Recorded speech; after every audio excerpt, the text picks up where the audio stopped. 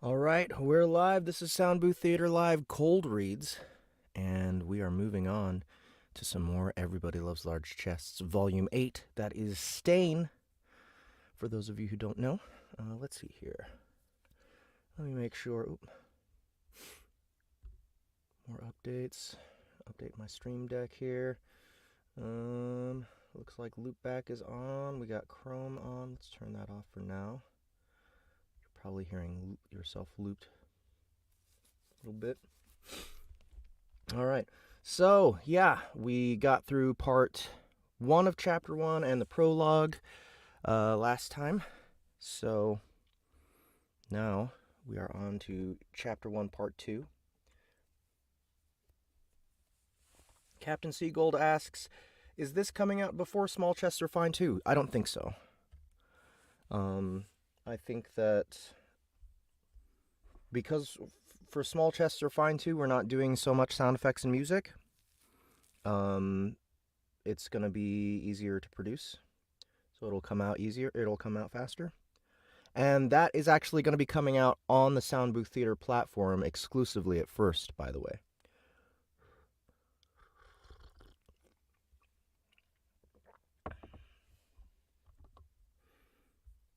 Alright, is StreamYard still updating? Uh-oh. It's been shut down. Stream Deck. Stream Deck. There we go. It's back. Alright, so,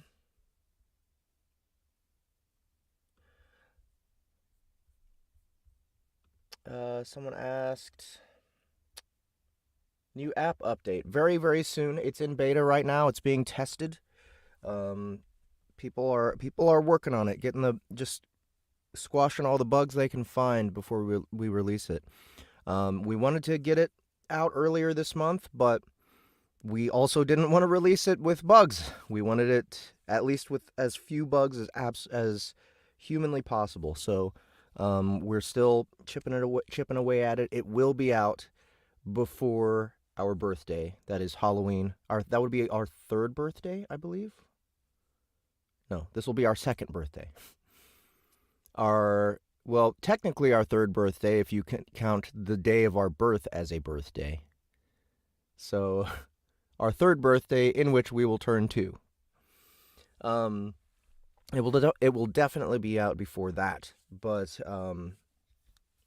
yeah, it's being worked on.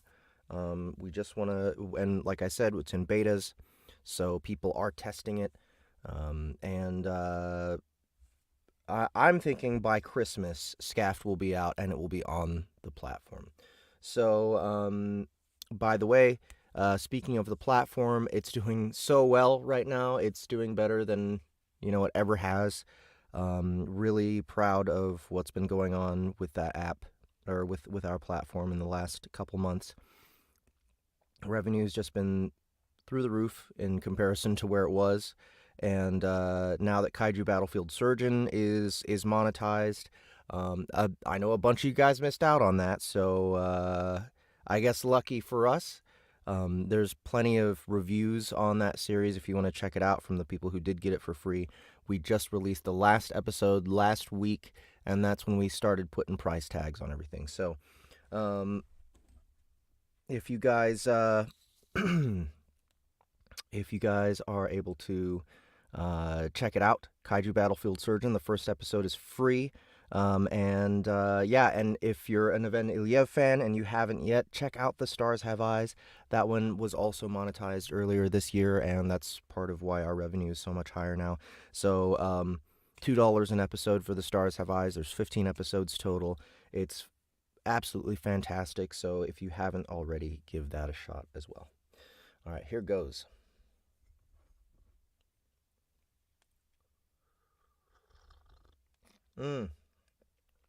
Neo Gibu. Thank you, sir. There's lots of omnibuses there. My friend is borrowing my Preacher Volume 1. But yeah, as you can see, I have the Hellblazer Garth Ennis, these 2 Excaliburs. I just started reading these 3. Actually, all the ones you're seeing up here are new ones. The Incredible Hulk, and Adjectiveless Spider-Man. Basically, I got those, and here's the Amazing Spider-Man run, and these are all Todd McFarlane runs. That was my motivation for getting those. So, and really, you guys, one thing that's really it's really disappointing about Todd McFarlane is how few comic books out there are drawn by Todd McFarlane. It's basically like the first 30 to 40 Spawn books, probably 30 Amazing Spider-Man issues, 15 Adjectiveless Spider-Man issues, maybe 12 Hulk issues, and that's it. He just became such a star so fast. Started this company, and then, everything went from there. He does covers sometimes, but in my opinion, that's like I want more of his comic book work. But anyway, here goes some more Everybody Loves Large Chests. Thank you guys for joining.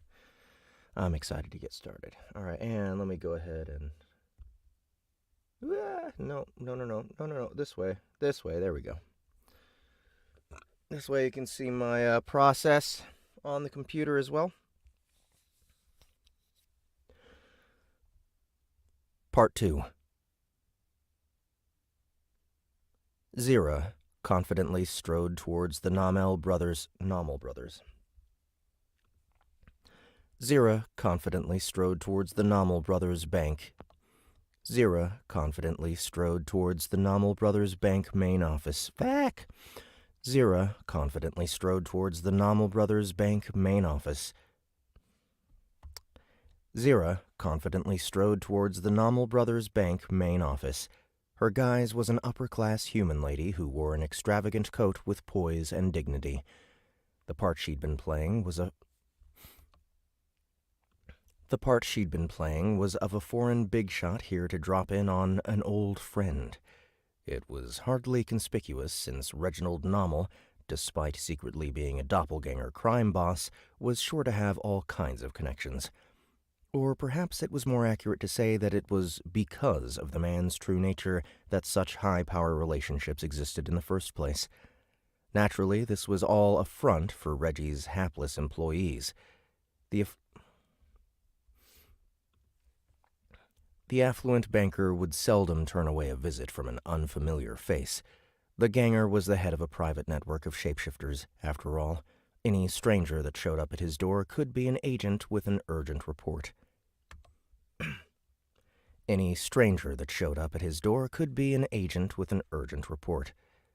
Once inside the bank, Zira pulled one of the guards aside and arranged to have herself escorted to Reggie's office.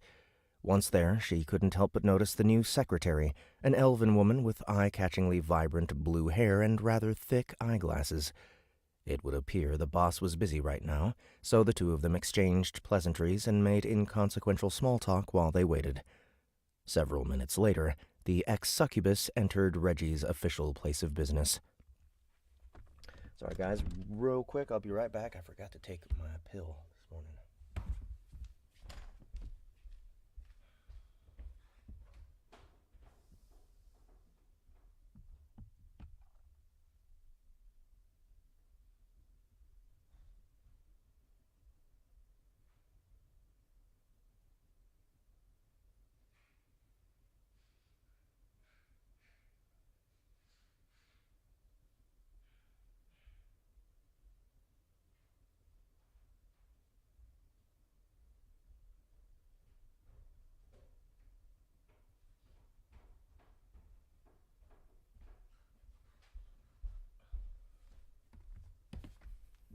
It's just Allegra, by the way. It's not like a cancer pill or something. I'm not dying, don't worry.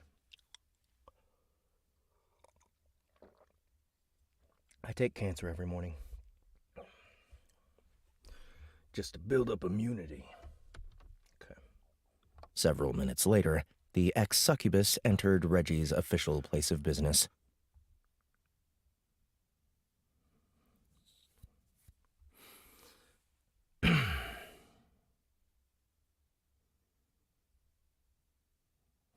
All right, so this is supposed to be Justin Thomas James.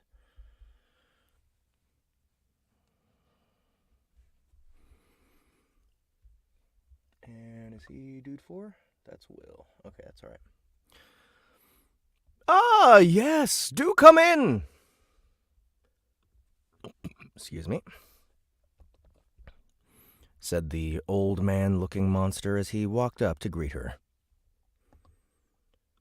To what do I owe the pleasure, Miss Knightley?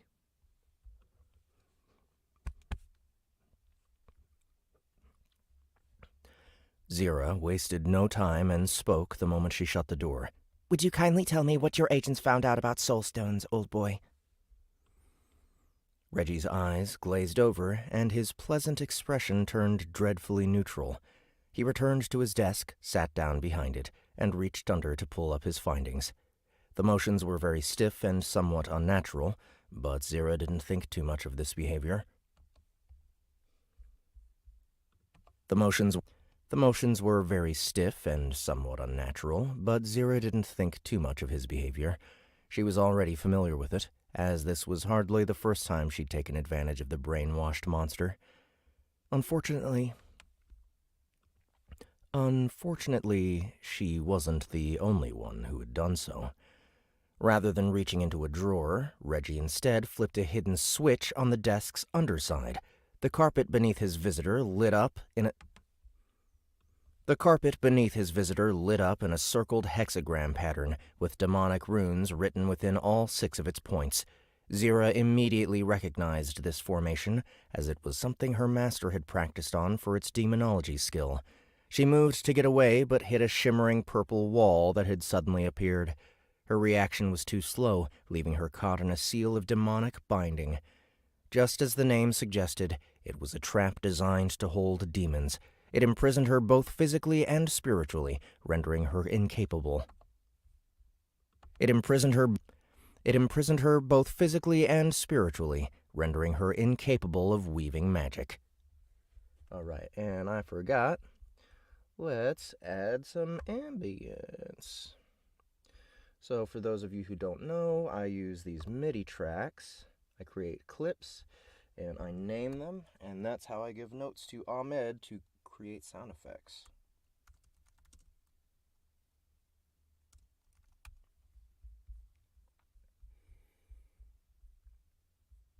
Official place of business. And made inconsequential small talk while they waited. Several minutes later, the ex-succubus entered Reggie's official place of business.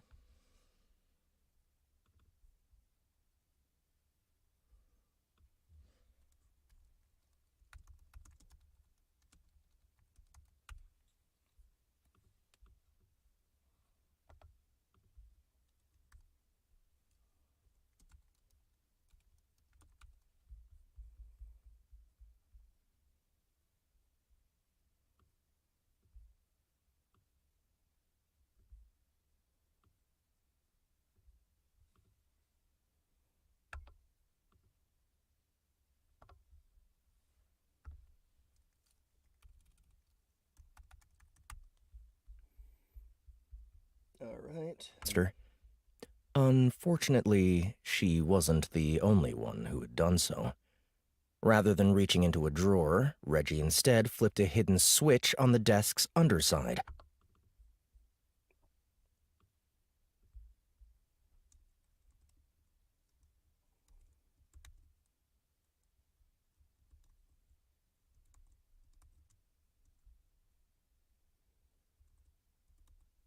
Okay, let's see here.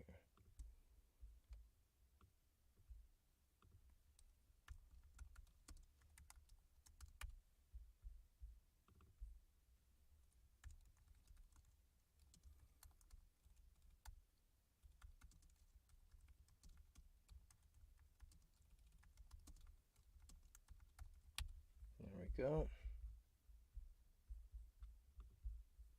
hexagram pattern with demonic runes written within all 6 of its points. Immediately recognized this form of weaving magic.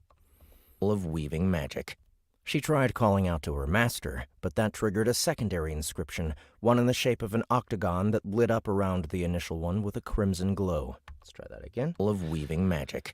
She tried calling out to her master, but that triggered a secondary inscription, one in the shape of an of weaving magic.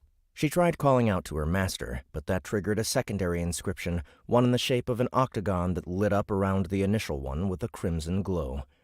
As it turned out, this was actually a seal of greater demonic binding, which had the added effect of interfering with her inherent demonic abilities.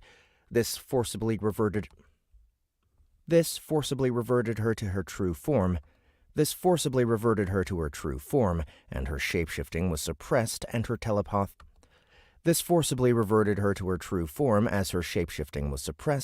telepathic bond temporarily severed.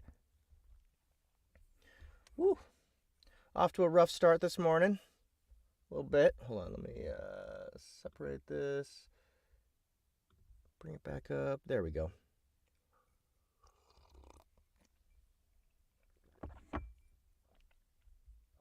Hey, what's up, Ahmed? Temporarily severed. The djinn placed a hand on the shimmering barrier's inner side and began pushing. Even if her conjured flesh was relatively feeble, she was still a rancor. She hoped the barely contained chaotic energies early severed. The djinn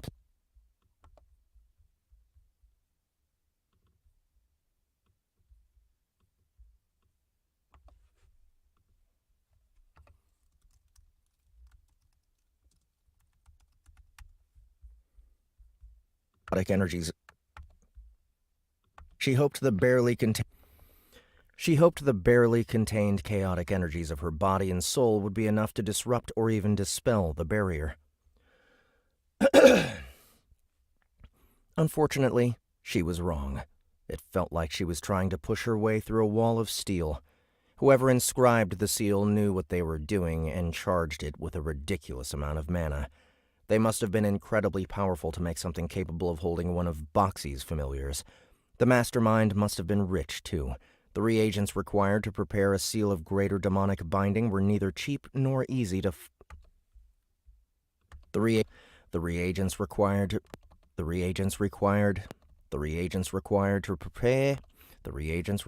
prepare a seal of greater demonic binding were neither cheap nor easy to come by. That was why that cheapskate of a box didn't try it more than once. After considering the time, place, and resources involved, the ex-succubus could think of only one culprit. "Foundation of the Founding Father, was it?" she said loudly. The door to the office and 2 hidden passages Zira wasn't aware of all burst open at the same time.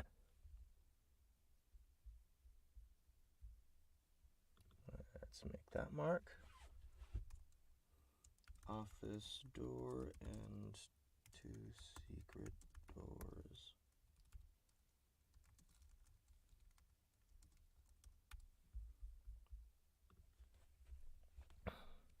Seven individuals wearing red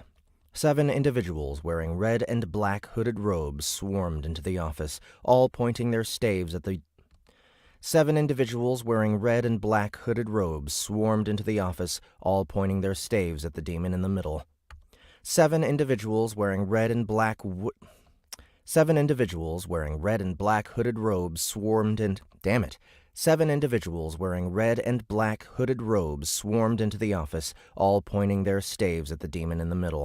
It would appear this seal wasn't the work of one individual, but an entire team of magic users pooling their energies.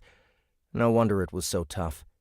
Meanwhile, Reggie merely sat behind his desk in a spaced-out manner.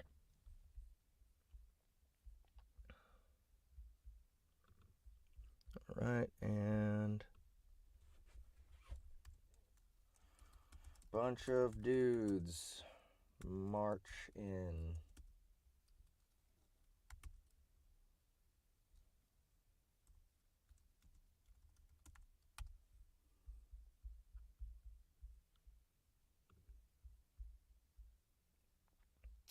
Let's see. Where's the extras? Here it is. Efforts group.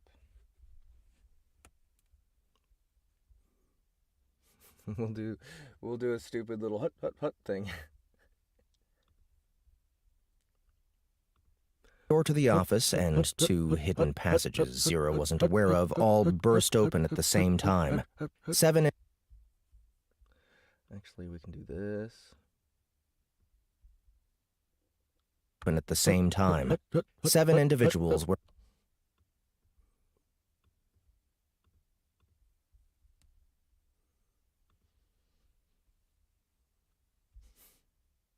No, actually, there's no reason to do that. It'll just be distracting. In a spaced-out manner.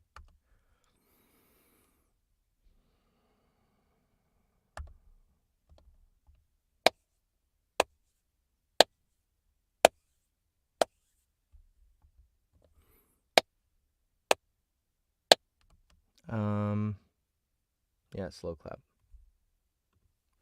A man different from the others stepped forward with a slow clap. His face was obscured. Maybe... I don't want to do a slow clap. I want to do a slow clap. A man different from the others stepped forward with a slow clap.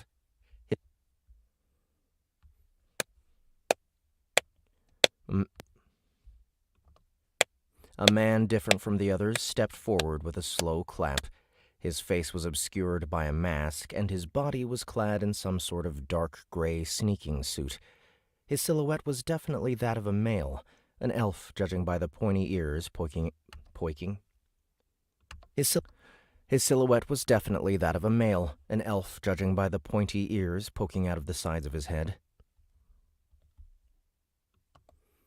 Jolly good guess. Jolly good guess, he spoke mockingly. It is good to see you still have your wits about you, Zira. Let's just stick with Zira, shall we? Let's see. Who is this character?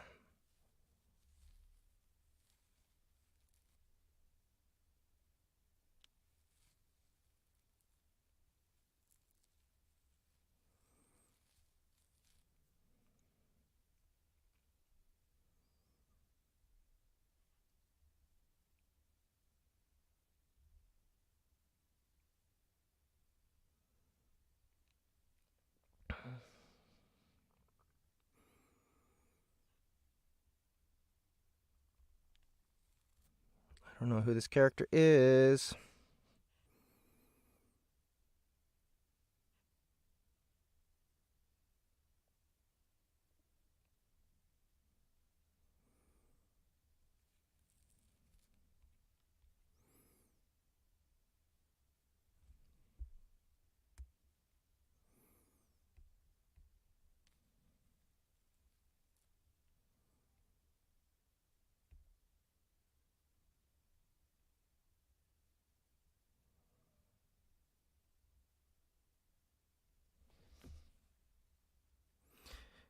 Is this the same guy? Is it Silas Underwood?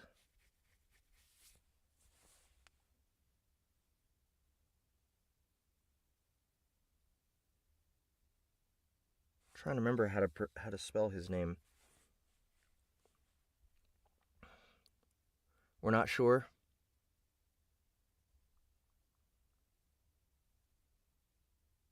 Oh, okay. Okay, that guy. Jolly good guess, he spoke mockingly. It is good to see you still have your wits about you, Let's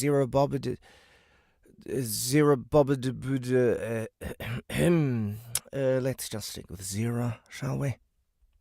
There we go. The demoness glared at the man so hard one would think she was trying to melt his face off with a mystical eye beam. It is you, isn't it? Said her captor while rubbing his masked chin. Well, your coloration and face are the same as the last time I saw you, so it's close enough, I think. Zira Zira kept staring daggers into him with her arms crossed, but didn't utter any words. Don't try to remember me. We've never met face to face. I have seen you fight beside the Sandman during the war, though, so I'm quite certain it's you. Let me just go check one more time. No. Yeah. No sightings either, but we recovered information from the Slythe family that he orchestrated the assault. So I'm quite certain it's you.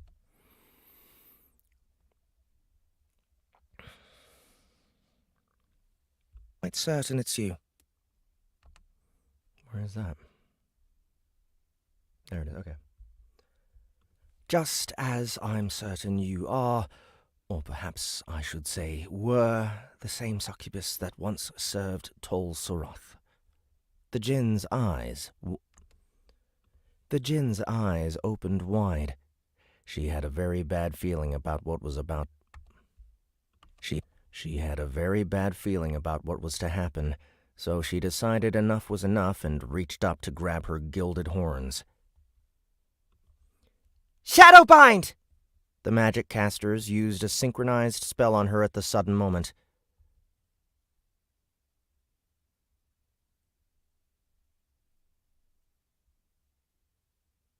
At the sudden moment.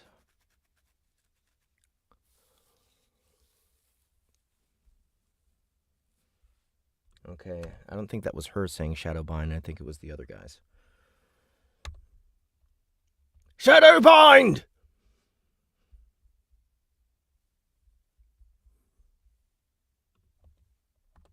The magic casters used a synchronized spell on her at the sudden... Movement, at the sudden movement. Derp. The magic casters used a synchronized spell on her at the sudden movement. Chains forged out of solidified shadows wrapped around the demoness, binding her legs and arms tightly against her body and preventing any extraneous movement. Now unable to commit suicide by snapping her own neck, the weakened demon could do little but fall to the ground. Bind! The magic casters used a synchronized to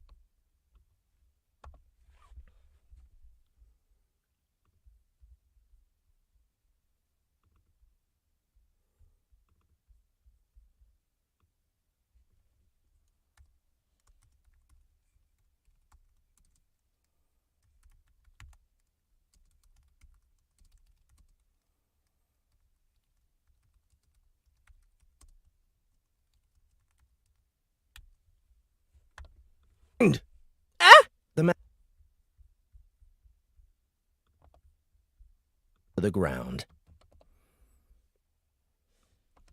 Fuck! Fuck! She cursed. You shitheads have another thing coming if you think I'm going to... You shitheads have another thing coming if you think I'm going to betray my master to join your shitty club. Such fierce loyalty from a demon, as expected of the Sandman's familiar. Or perhaps I should call him Boxy T. Morningwood, eh?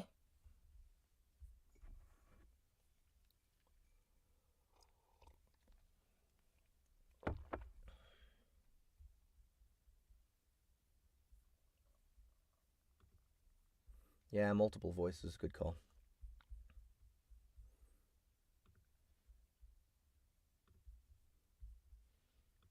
Shadowbind! Shadowbind! Ah! The magic... Morningwood, eh? What kind of idiotic name is that? My master would never have such a shameful label. You don't need to try so hard, demon. We recovered some data from that facility your owner put on ice. We know for a fact that they killed, revived, and imprisoned a doppelganger variant named Boxy T. Morningwood. That is the true identity of the creature that calls itself the Sandman. Technically speaking, it was the rumor mill that gave the shapeshifter that nickname, but Zira wasn't about to correct them. Divulging any information under these circumstances was bad, no matter how small, insignificant, or false it seemed to be. Insults were another matter entirely, of course. We thought he'd fled the country since he hadn't shown himself since.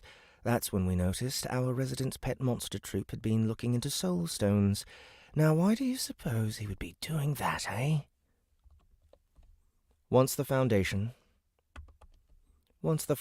had caught wind of this, it didn't take them long to determine Boxy had befriended Reggie. They couldn't get the details out of the enthralled banker since he had been kindly asked to forget them. However, using various eyewitness accounts and written records, they were still able to determine what it... However, using various eyewitness accounts and written records, they were still able to determine that a mysterious woman had visited him during the times he had no memories of. Knowing the Sandman's careful personality, they determined he wouldn't dare show up in person to such a potentially dangerous place. He, or rather it, was undoubtedly using its shape-shifting familiar as an intermediary, so the Foundation quickly and quietly prepared a trap to catch her. The djinn, who was struggling to piece this chain of events within her rotten head, quizzically raised an eyebrow at her captor. You actually found out about our little side project? Of course. Did you honestly think an organization such as mine wouldn't be keeping an eye on our investment? A little. She shrugged within her bindings.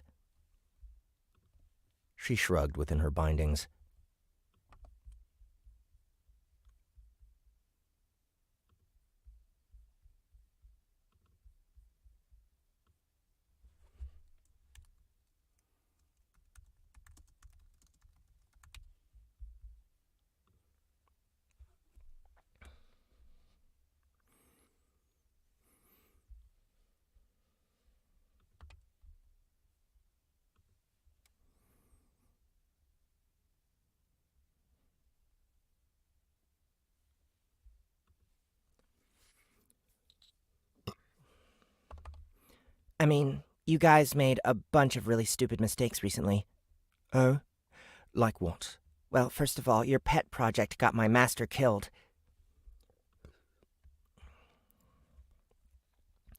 Then you lot were stupid enough to revive it, resulting in the deaths of hundreds of trained personnel and the loss... Then you lot were stupid enough to revive it, resulting in the deaths of hundreds of trained personnel and the loss of millions of gold and decades of work. I've seen goblin villages with more foresight than you reprobates.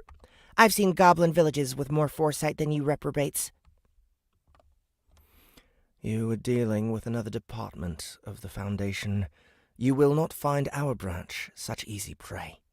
Oh, really? Is that why you've Is that why you've spent the last while monologuing instead of running for your pathetic lives? The demon's shit-eating grin sent a chill down the elf leader's spine, prompting him to immediately turn to his colleagues. Secure her restraints and ready the portal. We're leaving before her master catches wind of us.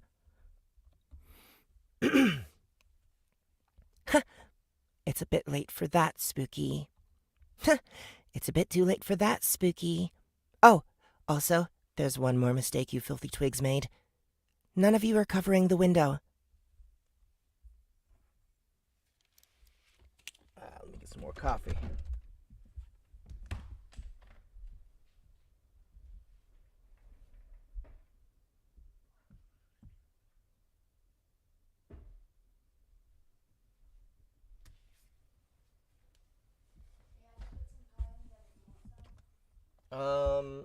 No, I'm gonna be streaming for a bit, so.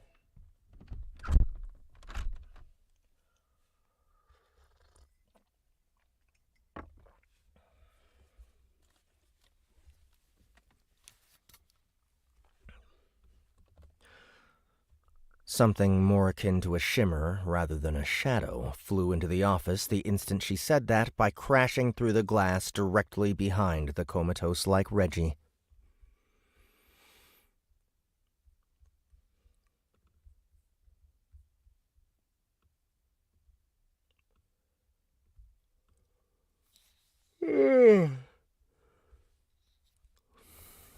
There were a series of rapid slashing noises as the something cut a swath through the room. 3 of the casters were eviscerated, and the runes... 3 of the casters were eviscerated, and the runes inscribed beneath the carpet tore up at the... 3 of the casters were eviscerated, and the runes inscribed beneath the carpet tore up at exactly... 3 of the casters were eviscerated, and the runes inscribed beneath the carpet tore up at... 3 of the casters were eviscerated, and the runes inscribed beneath the carpet tore up at nearly... 3 of the casters were eviscerated, and the runes inscribed beneath the carpet tore up at nearly the exact same time. The weakened seal of greater demonic binding shattered like glass moments later, and Zira's still snickering head rolled across the floor.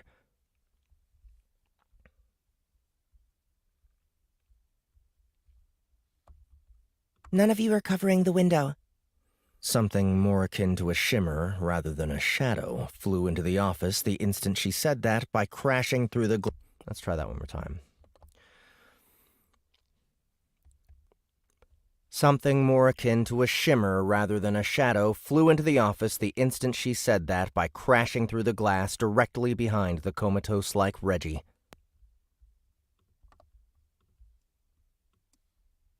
There were a series of rapid slashing noises as the something cut a swath through the room. 3 of the casters were eviscerated, and the runes inscribed beneath the carpet tore up at nearly the exact...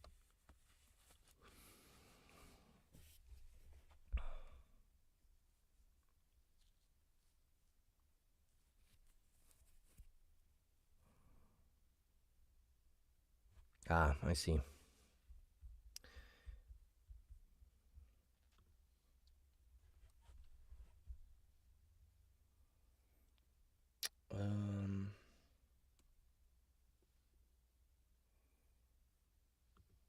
Through the room.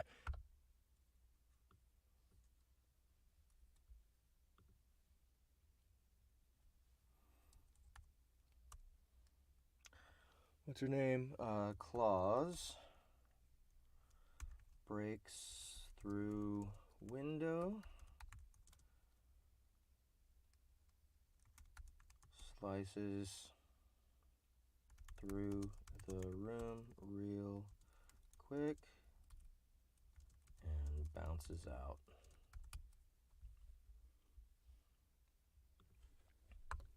None of you are covering the window. Something more akin to a shimmer rather than a shadow flew into the office the instant she said that by crashing through the glass directly behind the comatose-like Reggie. There were a series of rapid slashing noises as the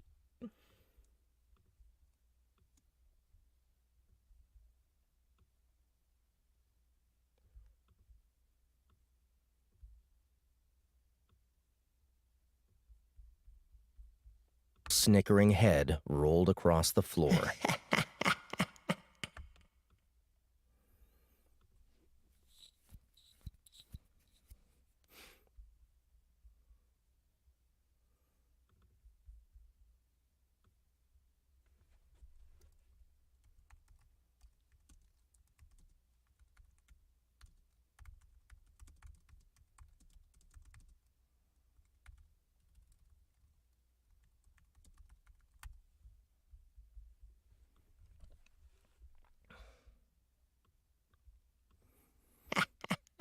This all happened so quickly and seemingly with a single motion, making it impossible even for the trained operatives to react in time. Daggers were thrown and spells were chanted at the barely visible intruder, but they only struck air as the ghost-like appearance retreated.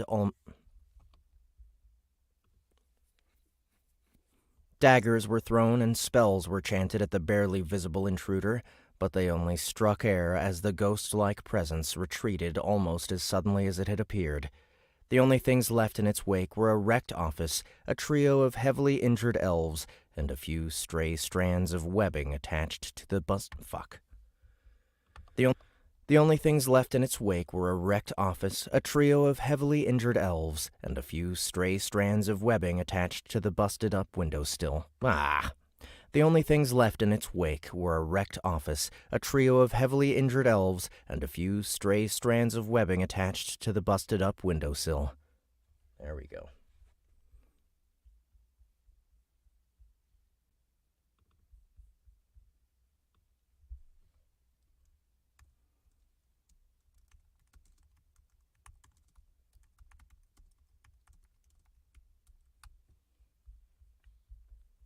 Busted-up windowsill. Damn! He got us! The leader cursed as he took in the suddenly silent surroundings. Sir! Project Lighthouse! Called out one of the subordinates. The elves only now realized their assailant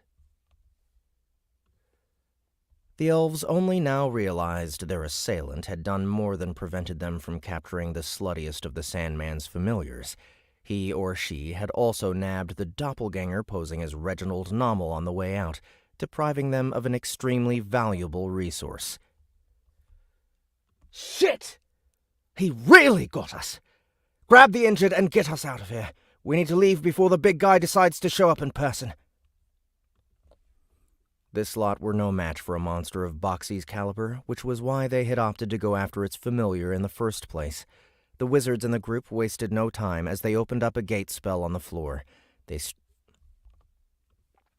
strike team jumped into the portal, retreating to an undisclosed location to lick their wounds with their tails between their legs and leaving the mess for the proper authorities.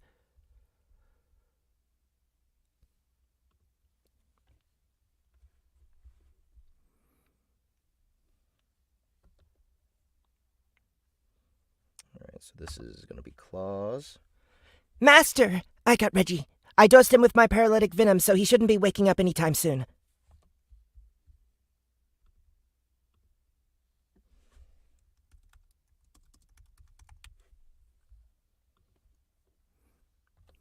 Great work, Claws. Bring him to the dungeon, but make extra double triple mega sure you're not followed. Yeah, of course, Master. I won't let you down. Things were understandably a lot more upbeat on the shapeshifter's side of things. Drea was practically giddy, not only because she got praised, but because it felt good to finally use her venomous sting skill for its intended purpose. Her timely arrival at the scene was made possible because Zira determined the new secretary was acting oddly and warned Boxy that something was amiss. The monster listened to its paranoia and regretfully pulled Claws away from getting the groceries so that she could provide backup if things at Reggie's place went tits up. The djinn's suspicions were confirmed when she suddenly went silent and her status became inaccessible. Luckily, she was able to stall those guys long enough to allow the web stalker to arrive on the scene and free her. This outcome was as tasty as could be expected, but the overall situation was anything but. Boxy decided it needed to get the details on what happened to its familiar from the demon in question as soon as possible, so it did something a little bit out of the ordinary. Alright, here, inside bank office.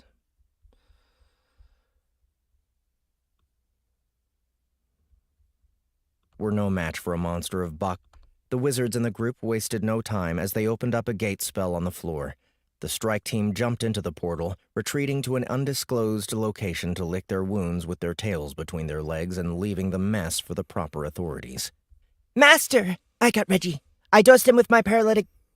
Happened to its familiar from the demon in question as soon as possible. Boxy decided it needed to get the details on what happened to its familiar from the demon in question as soon as possible, so it did something a little bit out of the ordinary.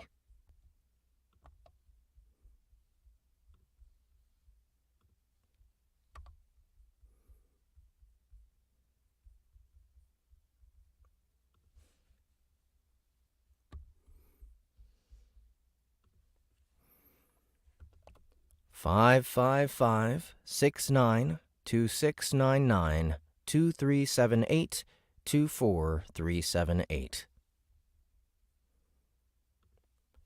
Ring, ring. Click.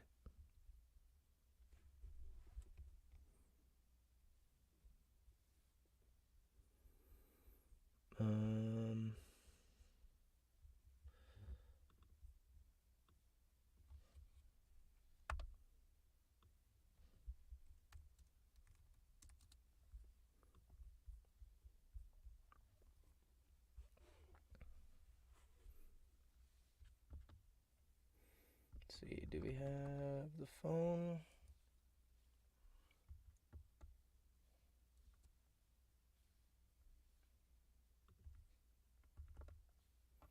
Okay, so why don't you... Hello? This is Zira Baba Debuth Lok Relela. May I ask to whom I am speaking?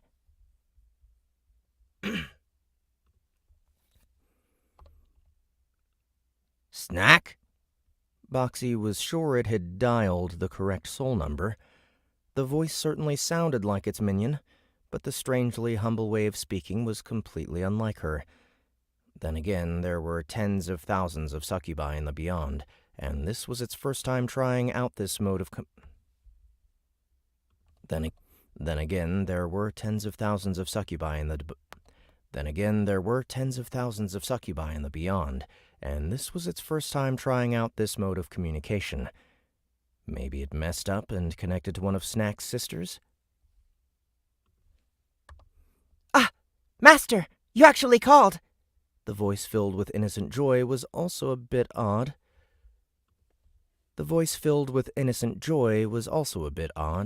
But it would appear the shapeshifter had reached the right demon after all. Oh, wow! I never thought you'd actually...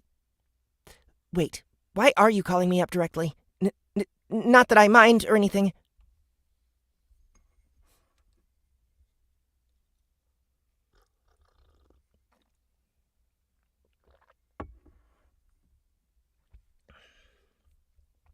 Yes, Claw sounded like Snack, and that's because it's not my character. I mean, that's why I hire other ladies, because I run out of female voices. Mind or anything. Under normal circumstances, if Boxy wanted to talk to Zira and she wasn't around, it would just summon her. That was why it hadn't bothered with this soul number business before. However, the current situation was anything but normal. The once mimic was currently under the guise of random old man B and in public. It wasn't a suitable place to perform a demonic summoning.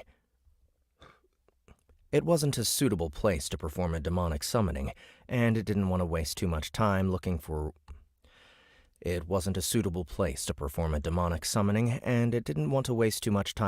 one when it had been attacked so directly. Right, so...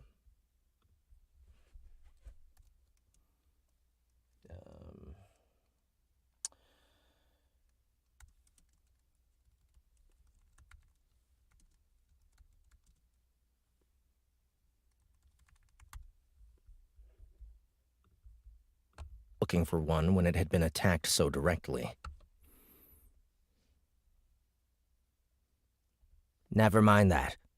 What happened at Reggie's place? Right.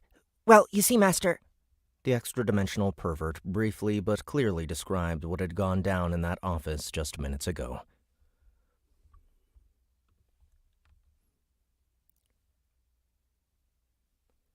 They were trying to capture you? Exclaimed Boxy. You?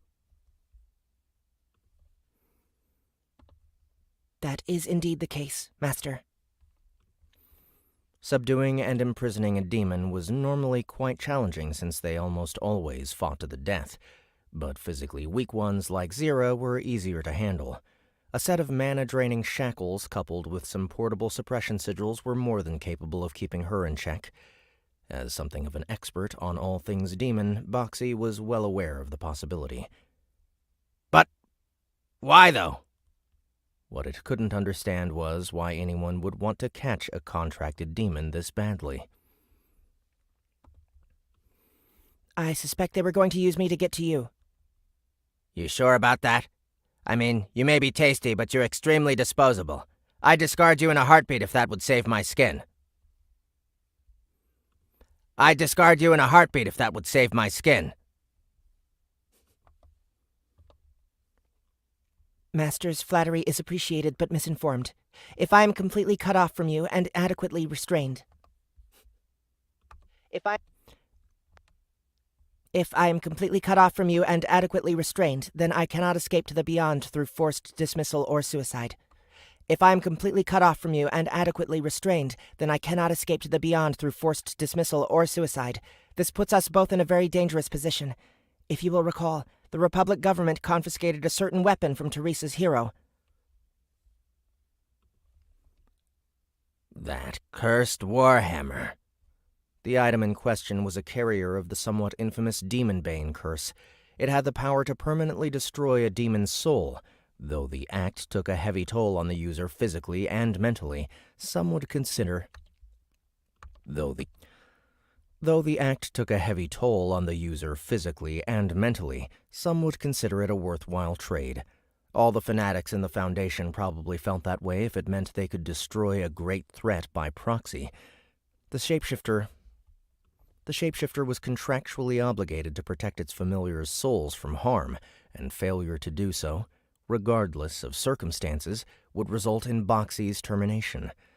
Though, if that was their intention, they would have brought the weapon with them to execute Snack on the spot. The fact that they planned to capture her meant they wanted to hold her hostage to control the shapeshifter.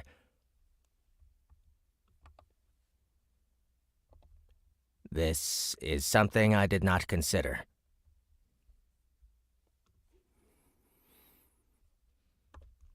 You hear stories like that from time to time here in the Beyond, Master. It's rare, but it has been known to happen. Really? Then Carl should be able to do something about this, right?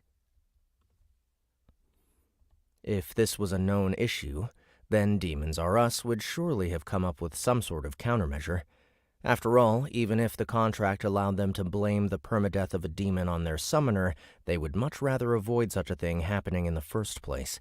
It was precisely why Boxy abruptly hung up on Zira, much to her twisted delight, and rang up Carl as quickly as chestily possible. Much to her twisted delight.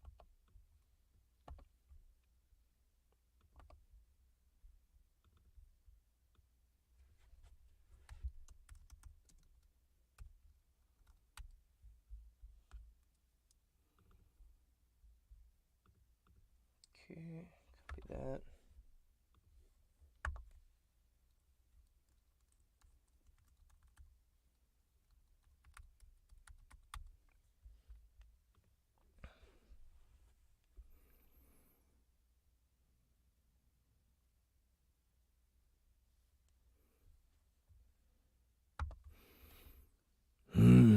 I see how it was. I see. So that's how it was, said the gruff-voiced devil after hearing the situation. Said the gruff-voiced devil after hearing the situation. We do indeed have something to help with that.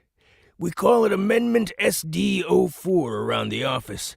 If I apply this additional clause to your contracts, then your familiars can abandon their physical bodies and return to the beyond at their own discretion.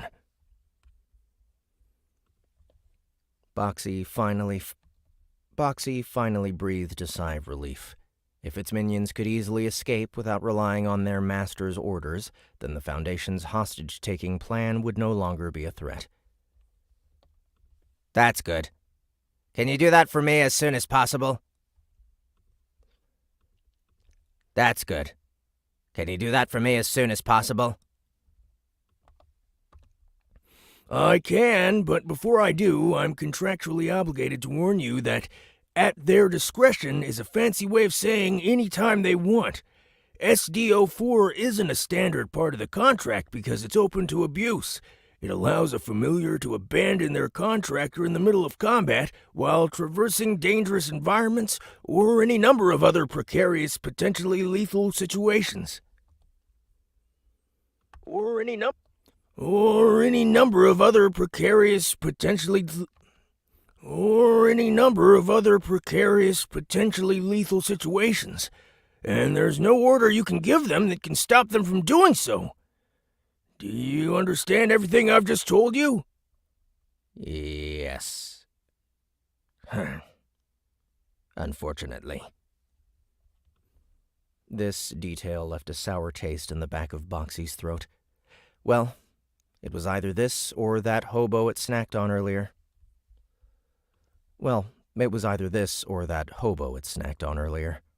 Either way, it couldn't be completely happy about this addendum, even if its relationship with its bound demons was monumentally more Even if its relationship with its bound demons was monumentally more amicable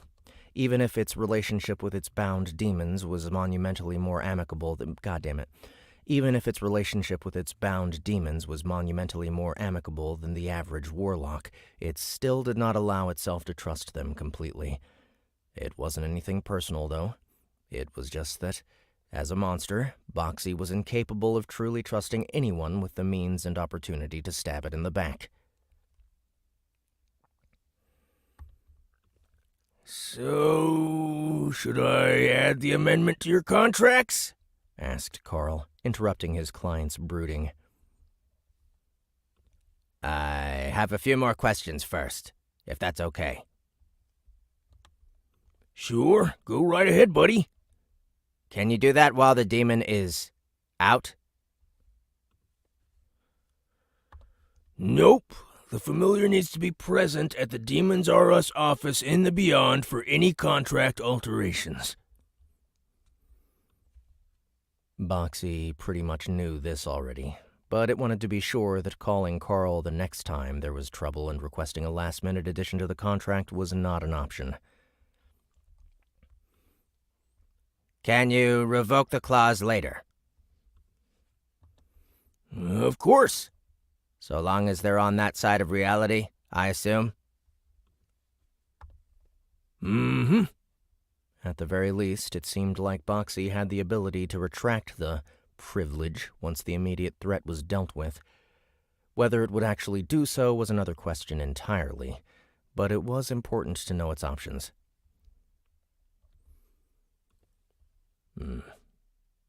All right, let's do it. Update Snack's contract with this SDO4 right away. I'll send Arms and Claws over a little later, okay? Hey, I'm in no rush, so whenever's good for me. You know, just so long as whenever comes before... Oops, my familiar soul got wiped out. I hear you. Thanks, Carl. Sure thing, Boxy. Don't hesitate to call if you need anything else. Wait a second before you go, though. Something came in for you a little while ago while we were talking. It did? What is it? Just give me a sec here.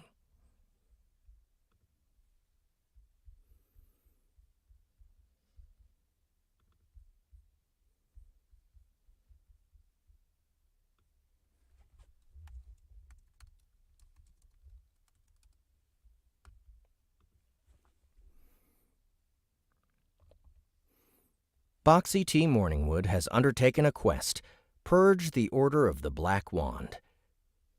It would appear that the Mimic had been given its first task as Mortimer's part-time hero. Purge the Order of the Black Wand. There is a guild of dark magic users based in the Lodrak Empire who have condoned, coddled, and protected practitioners of necromancy for decades. They have ignored multiple warnings to cease and desist, and the final ultimatum given to them by the Church of the Dead has expired. Eliminate the corrupt leadership and all sinners within their ranks to serve as a warning to others. Difficulty? Yes.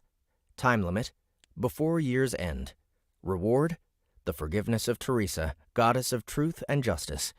Progress? 0 out of 135. It was a big one.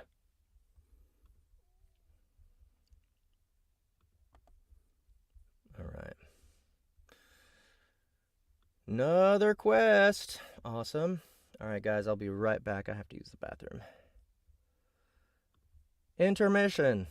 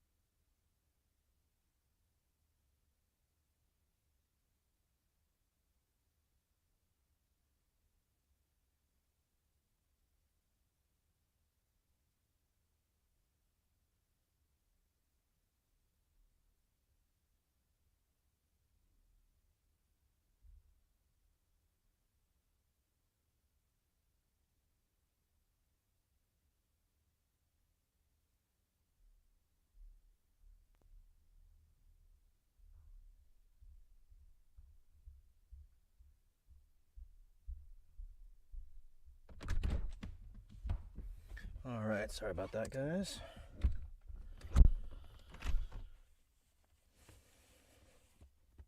Back at it.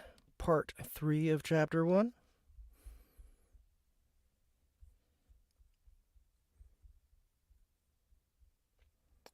Let's see. The share screen back on.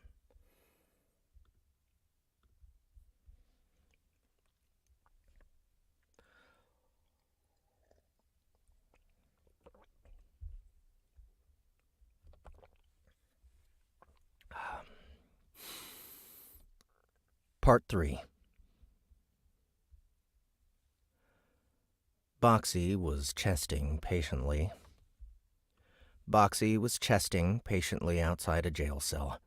Much like the rest of the Dryad's domain, this chamber had an overwhelming tree theme to it. The door...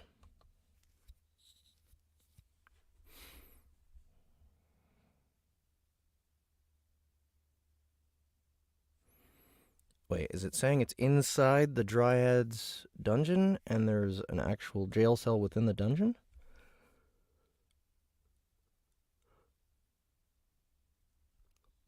Or is the Dryad's domain like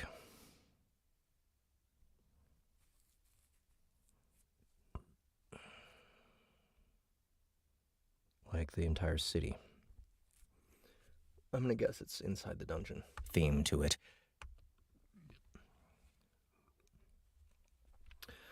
The door was made from various ironbark spikes that jutted out of the frame and overlapped each other at random angles rather than a metal grate.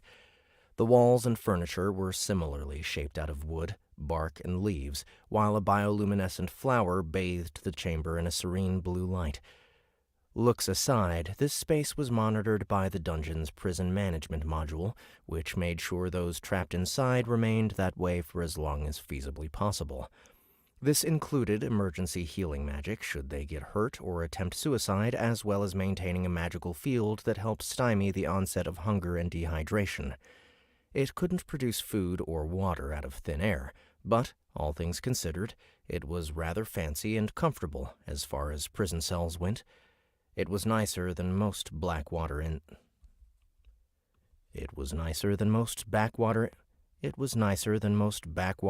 out there. However, no matter how relatively luxurious it was still a place to hold living things prisoner, such as a very special comrade of Boxy's who was, unfortunately, currently unavailable.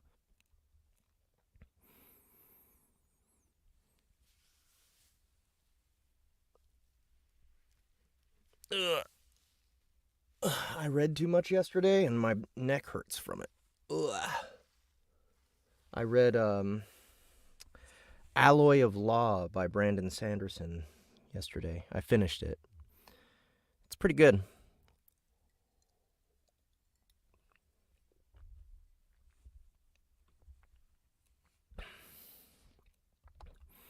Claus, you sure you didn't get carried away and use too much poison? Claus, you sure you didn't get carried away and use too much poison? Fairly sure, Master. Why do you ask? Because Reggie still isn't waking up. I don't know if that's supposed to be in thought or not. We'll see. It had been over 3 hours since Drea captured the brainwashed doppelganger, the paralytic toxin released by her original subspecies racial skill. The paralytic toxin released by her original subspecies racial skill should have worn off after a half hour at most. Yet, the older monster remained unresponsive ever since he was brought into the prison area of Boxy's personal dungeon. Granted, this had given the ex-mimic plenty of time to adequately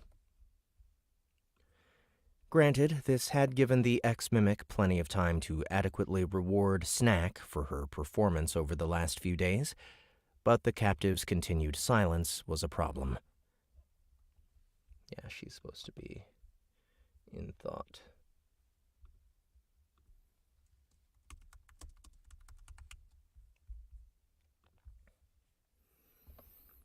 Should I come back to base then? The stalker offered. No, You wouldn't be able to do anything even if you did.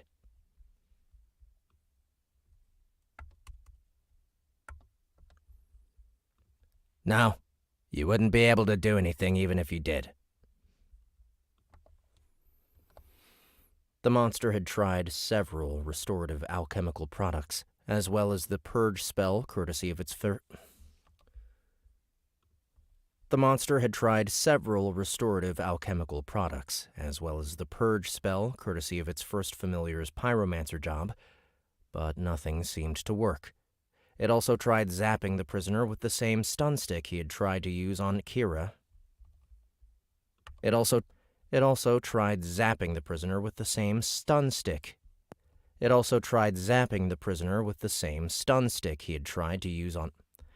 It also tried zapping the prisoner with the same stun stick it had tried to use on Kira It also tried zapping the prisoner with the same stun stick he had tried to use on Kira in an effort to jolt him awake.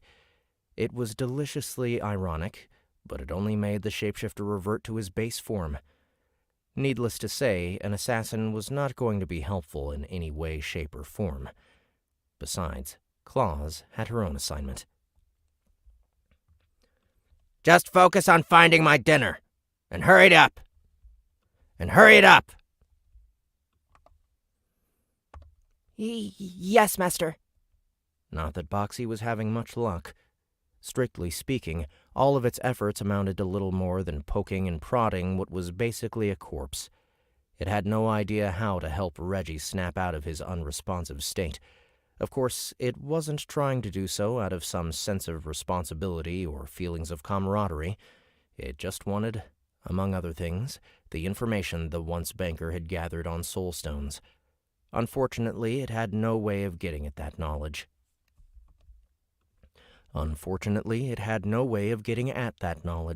Not even Snack's Dreamweaver had proved useful.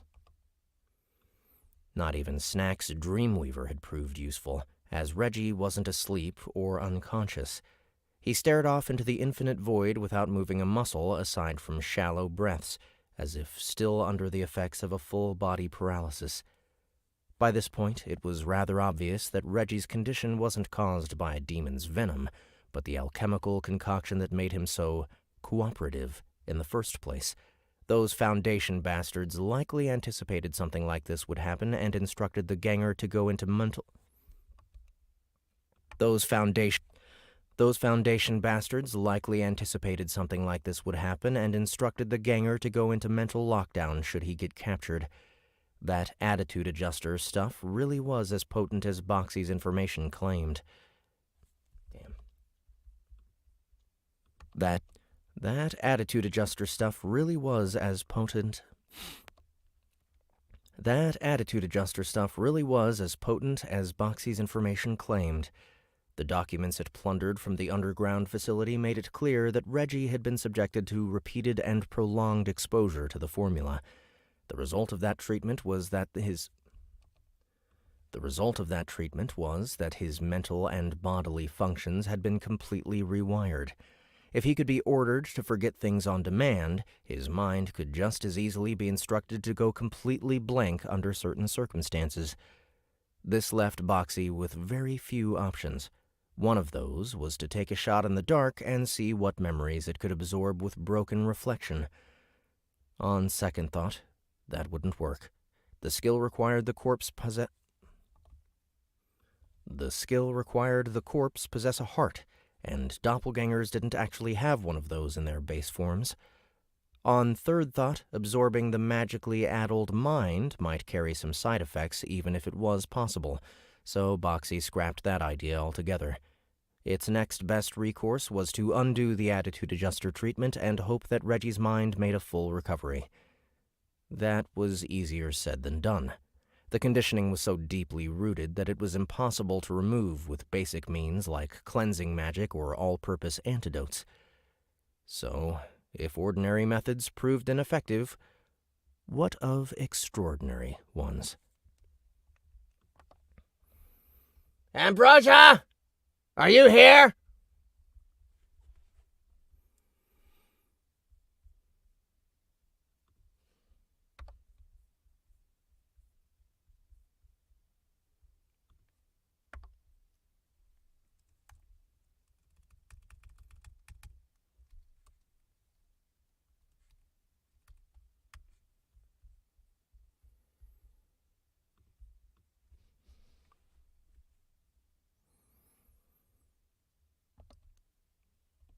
I am always here, my lord.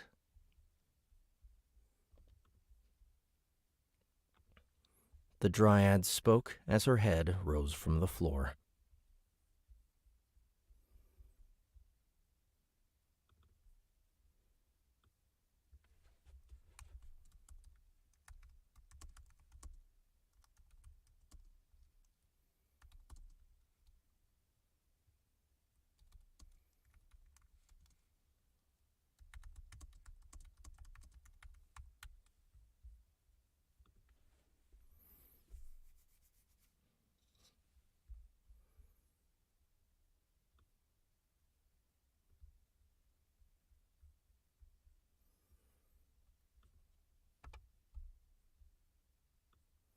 Let's give that a little time.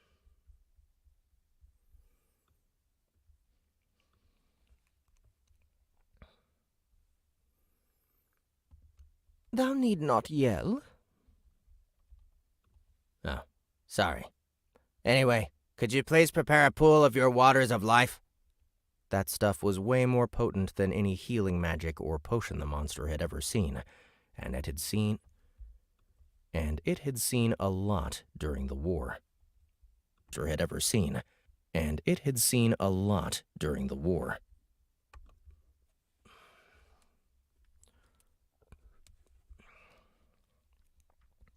It was honestly a shame it couldn't be brought out of the unique environment that was a hilt tree's mana-saturated trunk. Otherwise, Boxy could probably make a killing selling the borderline miraculous stuff, if such a thing could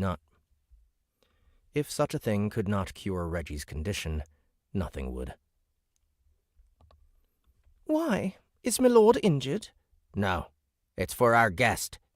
The chest-shaped monster's lid creaked open, and a tongue tentacle pointed at Reggie's cell. The tree woman peered inside to get a better look at the doppelganger in its natural form as it lay on a wooden cot with leaf-based bedding.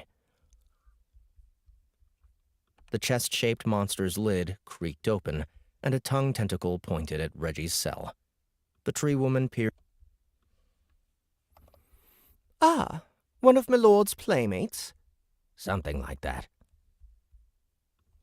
Something like that. Very well. Thy request is a simple one, so I shall oblige. A tub of timber rose up from the floor per the dryad's will, and a small waterfall of green liquid fell into it from somewhere overhead. It took all but a few seconds to completely fill the vessel. Boxy thanked Ambrosia for her help and retrieved the unresponsive Reggie from his cell. It brought the elder shapeshifter to the tank of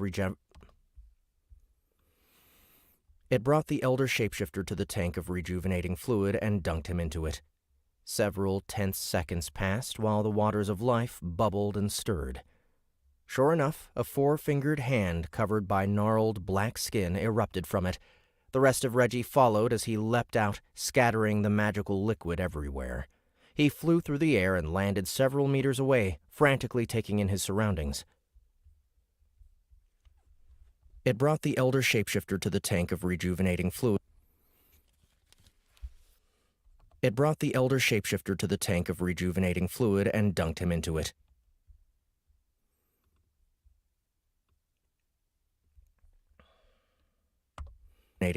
and dunked him into it. Several tense seconds passed while the waters of life bubbled and stirred. Sure enough, a four-fingered hand covered by gnarled black skin erupted from it. The rest of Reggie followed as he leapt out, scattering the magical liquid everywhere. He flew through the air and landed several meters away, frantically taking in his surroundings. Where is this place? And how did I get here?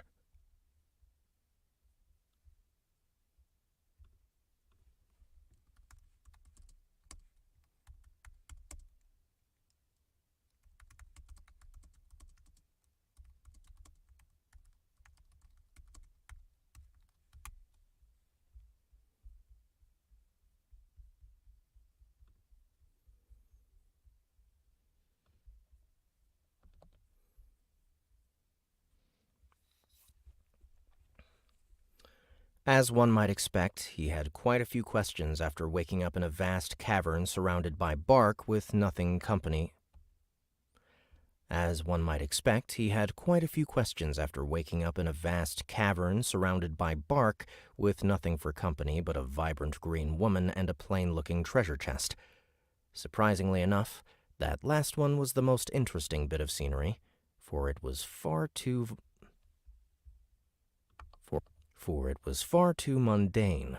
Aside from the pair of perfectly round yellow eyes that seemed to gleam out of the box's barely open lid, of course.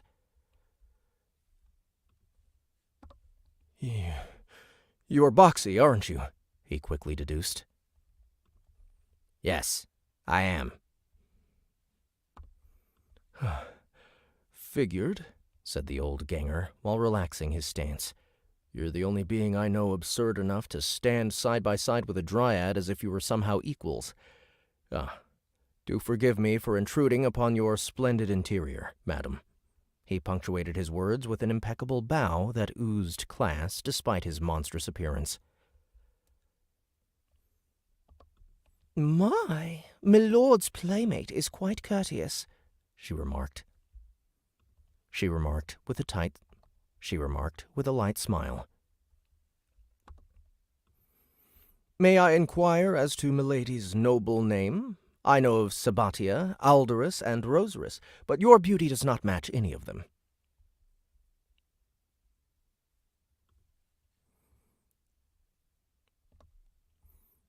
Thou may call me Ambrosia, mortal. And what might thy name be? I never really had one of my own. I suppose I'm just a nobody now, aren't I? Well, nobody. I'm afraid I must leave to attend to other matters. However, I would appreciate if thou played nice with my lord in my absence. Of course. The dryad sank into the floor, leaving the two doppelgangers to keep each other company.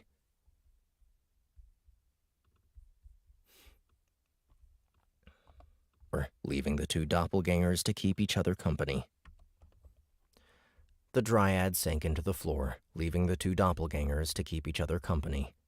They stared at each other for a brief moment before Reggie broke the silence.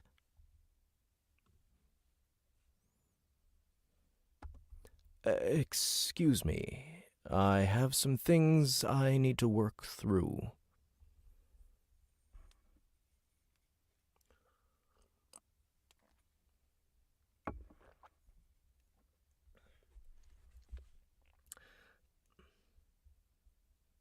That is correct. It is Ableton Live.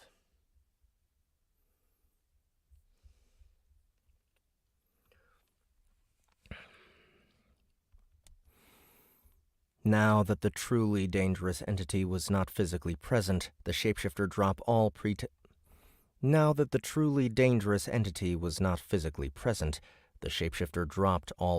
of being calm and polite. He cursed rapidly in a few languages, yelling at the top of his lungs with a few incoherent screams of rage mixed in for good measure. Deeming verbal outrage insufficient, he repeatedly kicked the walls and slammed his forehead against whatever surface or object was nearby. He even changed his head back to his banker persona only to rip it off, throw it on the ground, and stomp on it viciously enough to splatter it all over the place. Reggie was, for lack of a better term, actively trying to kill the inside of him that embodied everything the Foundation put him through.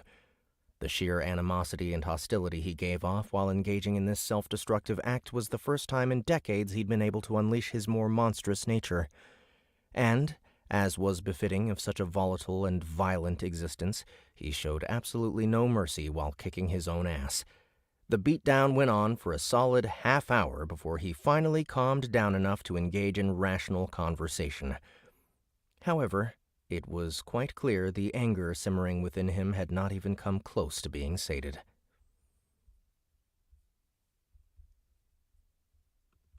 Need to work through.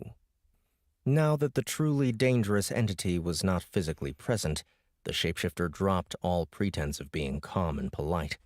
He cursed rapidly.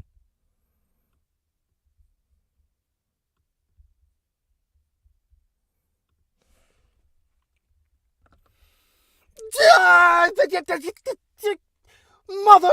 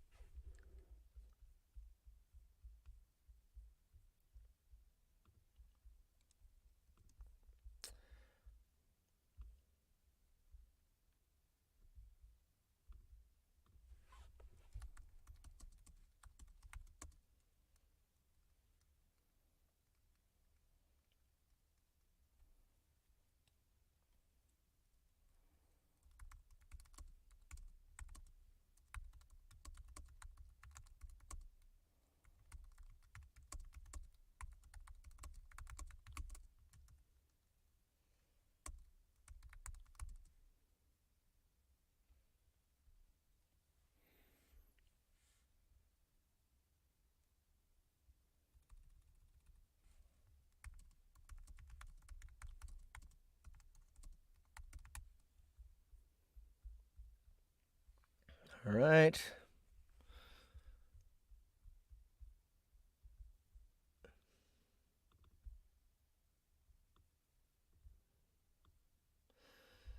There we go. Close to being sated.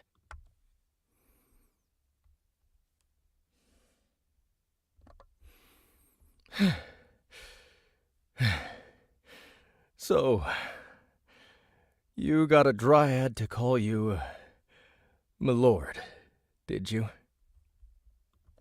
He finally spoke to Boxy. Long story.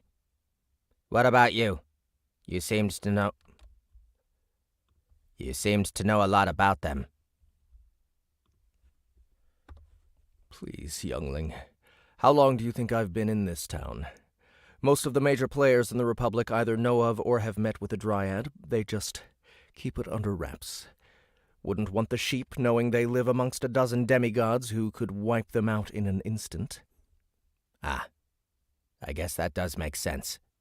People around here have a habit of hiding from harsh realities. Tell me about it. What about the others you mentioned? Sabatia, Alderus, and Rosaris. Not much I can tell you there. I've personally only met Rosaris, and briefly at that. Did I say Rosaris? The others you mentioned. Sabatia, Alderus, and Rosaris. Sabatia, Alderus, and Rosaris. Not much I can tell you there. I've personally only met Rosaris, and briefly at that. The rest are either hibernating or extremely antisocial. You would know all this if you actually tried visiting the rest of Azure Vale's dryads. I'm personally a bit shocked you haven't done so yet. Yeah, I'm not too keen to invade an immortal plant lady's insides without a plan. Admittedly, Boxy didn't really have one.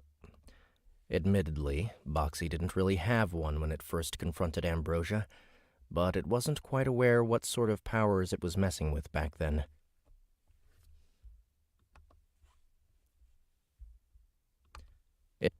Admittedly, Boxy didn't really have one when it first confronted Ambrosia, but it wasn't quite aware what sort of powers it was messing with back then.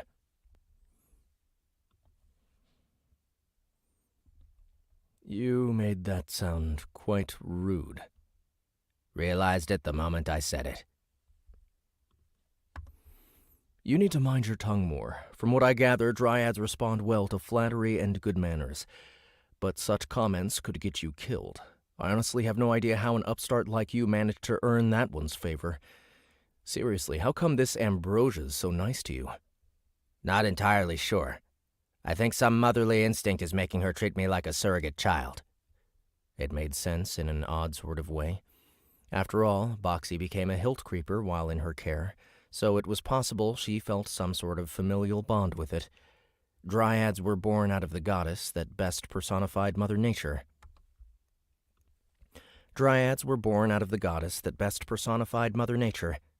Emphasis on the mother part, so they placed a great deal of importance on such things.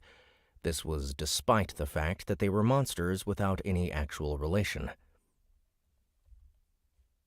I don't really understand it. But it makes her happy to spoil me with I don't really understand it, but it makes her happy to spoil me with tasty things, so I am not complaining. You got all the luck, huh? The good and the bad, yeah. Sorta comes with the Hero of Chaos gig, I suppose. What about you, though? How much do you remember? Everything.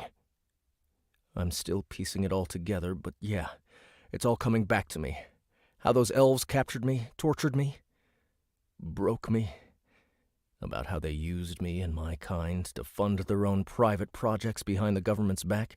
About how you tried to do the same. Thanks for that, by the way. To be fair, you did try to get me killed by sending me after the fake Jones Alexis, so I'd say we're even. Actually, no. Not tried. You succeeded. Wait, what? Boxy stepped out of its preferred chest shape, returning to its base form. It turned around and showed the deeply crimson-colored gemstone still fused to its back. Oh! So that's how it went. They really are idiots, huh? Yep. Then you standing here and now... Then you standing here and now must mean you killed every last one of them as payback, right? Yep. Even Malone? Hero of Death got to him before I could.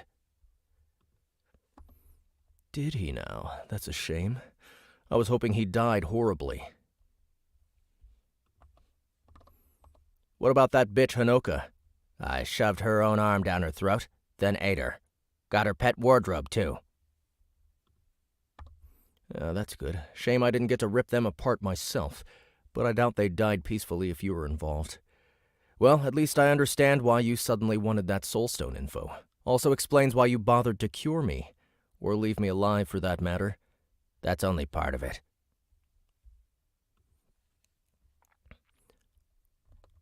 Claimed Boxy, much to Reggie's surprise. The Foundation is still aiming for me, which is a problem. One I doubt I can properly deal with by myself. However, you're the owner of an underground syndicate of shapeshifters and spies. Former owner. Those assholes are probably installing a new figurehead as we speak. Either that or they're dismantling the whole operation. Granted, it wouldn't have grown as large as it had without their help, but it's still my sweat and blood that made it happen, damn it.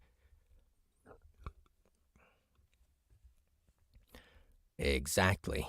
Which is why they have no idea how it all actually works. Right? No, they don't, actually. They just used me as a go-between and never bothered to ask me for specific details concerning the organization's inner workings, sleeper cells, or ongoing operations. I even put some contingency plans in place should I ever disappear without warning or notice that they're probably unaware of. Sounds like you could salvage a good chunk of your criminal empire if you wanted to. Oh, I see. So that's what you're getting at. You want me and my agents to keep the Foundation busy so you can live peacefully. Something like that. But that doesn't mean I'm not going to get involved. You remember our initial agreement? Boxy would be the muscle, and Reggie would be the eyes and ears. It was a basic you scratch my back and I scratch yours sort of deal.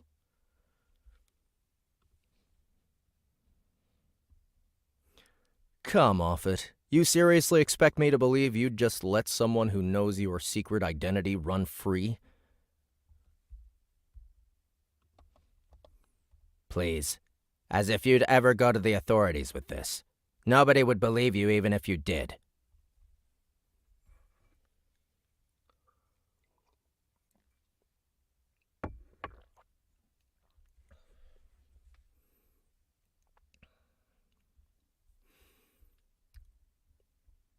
I am recording it all, but it will be Justin re-recording. Even if you did. There were a number of high-ranking witnesses that could vouch Kira and the Sandman were separate entities, not only in the military and adventuring communities, but the Slythe family as well. They would all stand by the nation's beloved hero. Even the loony bins that thought up ridiculous conspiracy theories for a living would find it hard to believe the perky cat girl and the demon tamer were one and the same. In fact, Boxy's primary facade was so secure that nothing short of Kira openly revealing her true nature in front of thousands of people would compromise it in any meaningful way. Even then, they might just convince themselves that some monster had taken the real Kira's place. Okay, you got a point there. Goddamned easy mode hero bullshit, grumbled Reggie under his breath. Anyway, why would you even bother helping me? Because we share a common goal. If you're even half as spiteful as I am, you won't be satisfied until you see those guys dead, eaten, and humiliated. Boxy could trust very few things, and one of those was that monsters were extremely partial to revenge. Anything they saw as cruelty upon themselves, they would want to return 100-fold. Granted, a creature with at least half a brain wouldn't bother tackling the impossible on a whim. Granted, a creature with at least half a brain wouldn't bother tackling the impossible on a whim like that, but Reggie's wounds ran too deep for him to just skip town and save his own hide. It would barely be much of a bother even if he did, as the only thing Boxy would lose in that situation was an opportunity. It's us versus them.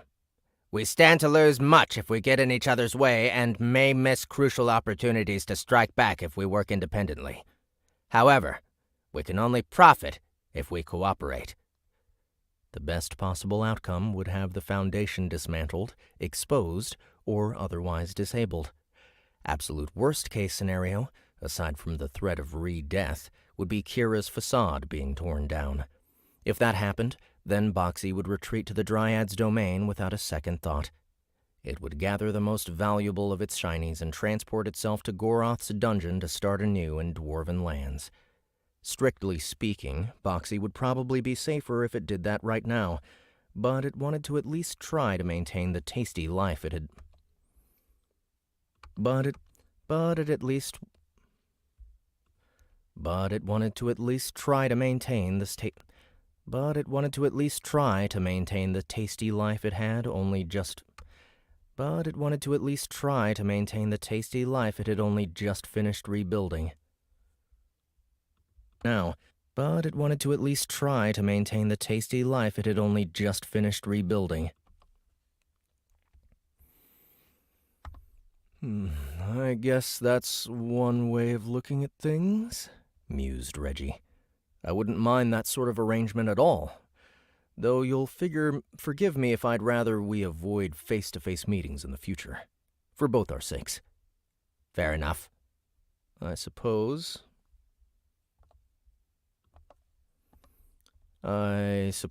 since I'll be taking you up on that offer, I should at least give you the good news. Your soul stone, it shrinking in size, is nothing to worry about. Your soul stone, it shrinking in size, is nothing to worry about. Apparently it's just being, absorbed by your body. Or is it digested? Something like that. Point is, you'll be fine so long as it doesn't get shattered or ripped out of you until it disappears on its own.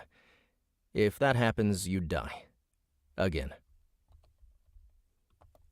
Oh? You sure that's all there is to it? Boxy fully expected to be burdened with maintaining the profane object tethering its soul to its body, waiting around until it went away. Waiting around until it went away was almost too straightforward a solution. Fairly certain. I only skimmed the report, so I don't remember the exact details. But that's what my agents found out about a week ago. This information came from some confidential archives from a major guild south of the border, so for what it's worth, I'm quite confident it's legitimate. That guild wouldn't happen to be the Order of the Black Wand, would it? It is, actually. Why do you ask? I may have some business with them in the near future. Boxy was still considering whether it would even attempt the quest it had received earlier. The time limit made it so it had a little over a month to go scour the Empire and take over 100 targets. At least it wouldn't need to spend too much time looking for them, as they would appear as tiny red dots within its vision whenever it... At least it wouldn't need to spend too much time looking for them, as they would appear as tiny red dots within its vision whenever it activated Eyes of the Dead God. The problem was that it wasn't sure whether it could cover that much ground in so little time. The quest reward being so immaterial was quite disappointing as well. Then again, this was only the first of Mortimer's tasks.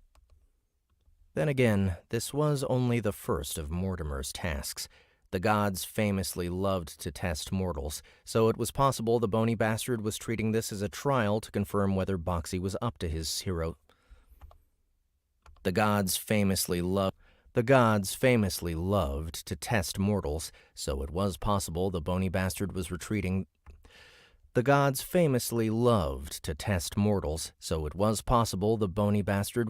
this as a trial to confirm whether Boxy was up to his hero standards. This was all guesswork, though. The pragmatic monster didn't want to commit to anything based on mere speculation.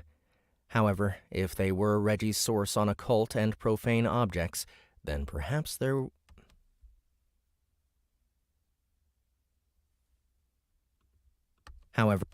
However, if they were Reggie's source on occult and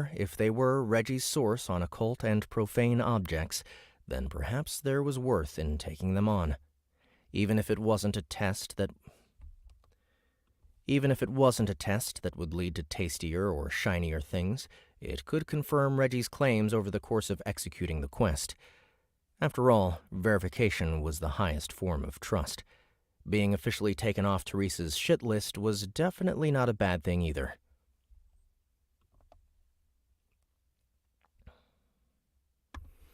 "You sure your public side can afford to be away from the capital so long?"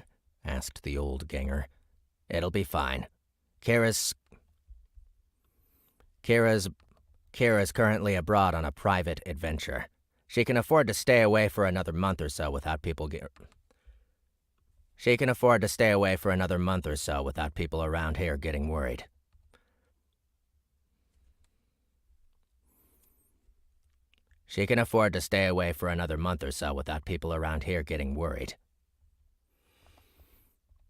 This was partly because Rowana, her parents, as well as the two VIPs that broke Kira out of the Foundation base, knew the Sandman was keeping watch over her.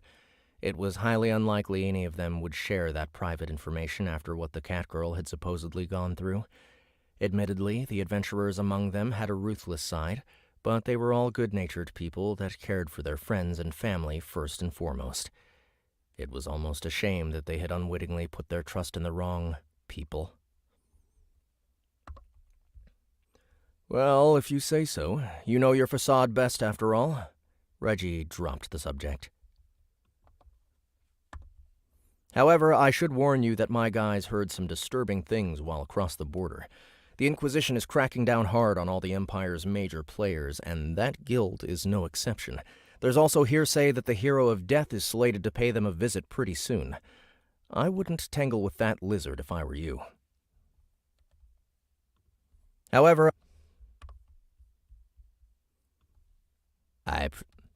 I'll be fine, but I appreciate the warning." don't mention it. Wouldn't want my partner to disappear because of some bumbling humans with a hard-on for truth and justice or whatever. "Yeah, tell me about it. What about you? Will you be fine without me? It'll be some time before I come back." That's fine. We both need to lay low until the Foundation heat dies down. Until then, I'll try to reconnect with the rest of my crew. I'll make a personal request to Kira Morgana through her guild when I have something for you.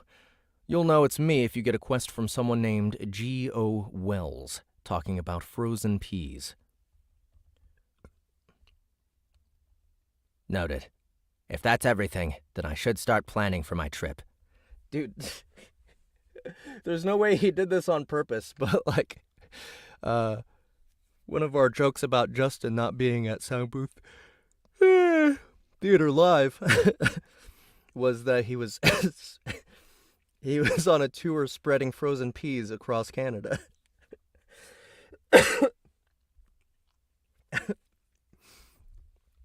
So that's ridiculous. Then I should start planning for my trip. Indeed. I need to get going myself, but, mind pointing me to the exit? Right. Give me a sec. I'll have one of my familiars show you the way. I'll have one of my familiars show you the way. Claus was still looking for a suitable meal donor, while Arms was busy helping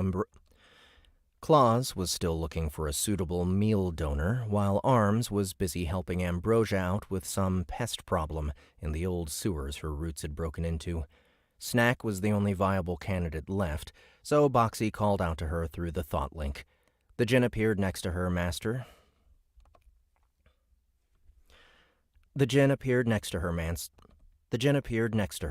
Shortly afterwards via the Dungeon Core's Nexus access function. She collapsed on the ground, moaning, mewling, and twitching with various dried-up fluids all over her. It would appear she hadn't quite regained the use of her lower body after Boxy's extra special reward. This is Snack. I believe you've met. She'll show you the way out once she's done. Ah, I see. A thought link. The djinn appeared next to her.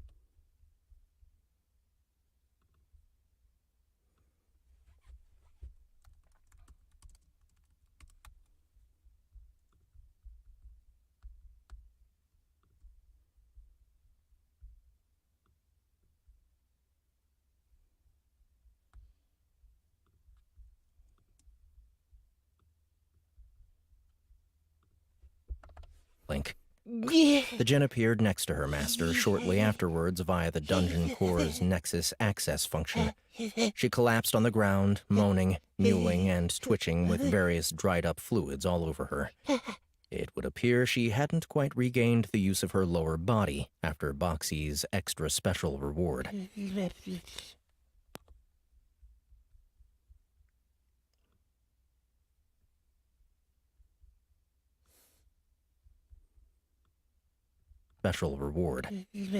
This is Snack. I believe you've met. She'll show you the way out once she's done.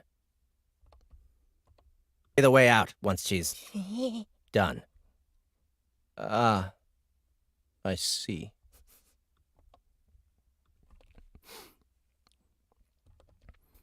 Reggie let out an automatic affirmative response, but he couldn't tear his eyes away from the creature wallowing on the ground.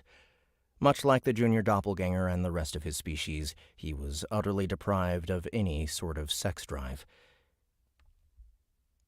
Much like the junior doppelganger and the rest of his species, he was utterly deprived of any sort of a sex drive. He still felt the urge to reproduce whenever he saw pregnant women, but that was due to the nature of his species. There was nothing lecherous or particularly pleasurable about the act itself, yet his vast life experience made it so there was no doubt in his mind exactly what the ex-succubus was going through, and all the nonsensical implications that followed. Reggie wasn't ultimately all that bothered by this turn of events, though. "Greetings, Miss Snack. I will be in your care for a little while."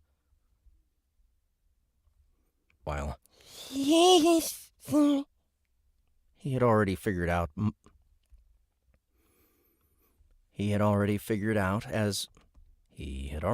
out such meddlesome concepts as common sense didn't apply to the being called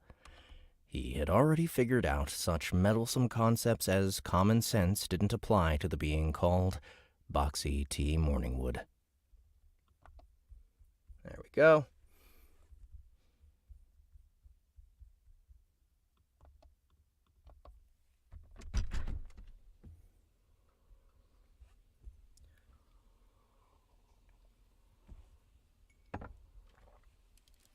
Let me get some more coffee.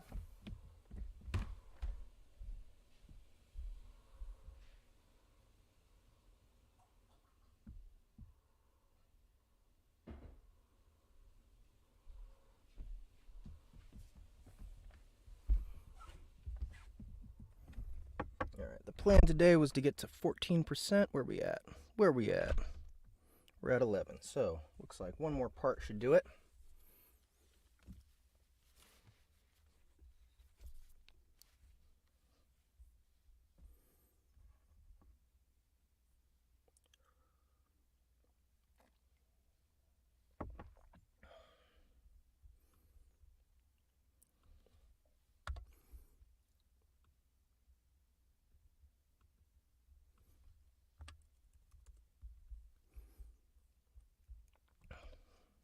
All right, here goes. Remy Cromwell. Is this a new character? Remy Cromwell.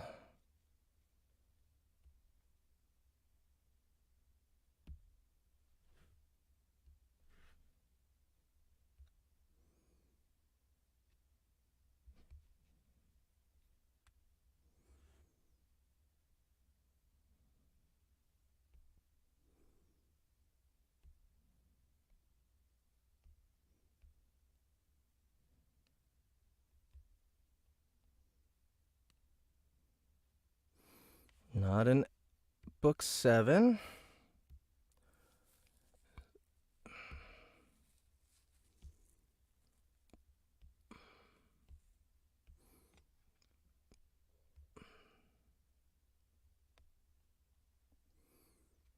Not in book 6.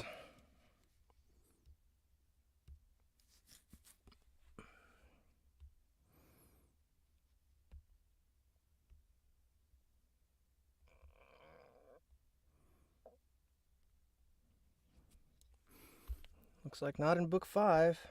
New character. All right.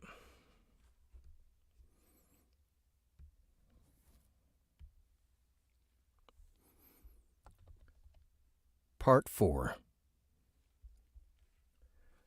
Remy Cromwell entered the room and sat in his puffy chair with a groan. He massaged his stiff right shoulder with one hand while gripping a glass of imported wine in the other. He glanced towards the windows to his messy, poorly decorated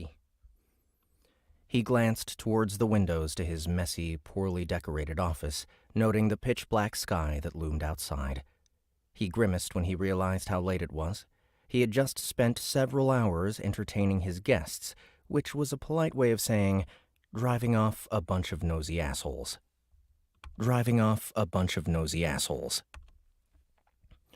A time-consuming and stressful process, to be sure. He shivered lightly at the gust of cold air and fresh white powder that came through the open window. Even if winters in the Empire were significantly milder than those in the Republic, it still snowed on occasion. Not enough for it to pile up and become a problem, but just enough to bother the joints of aging men like himself. Frankly speaking, that damned window should not have been left open at all, but his well-meaning assistant had recently acquired the habit of airing out the musty old office. Not wishing to suffer the chill any longer, Remy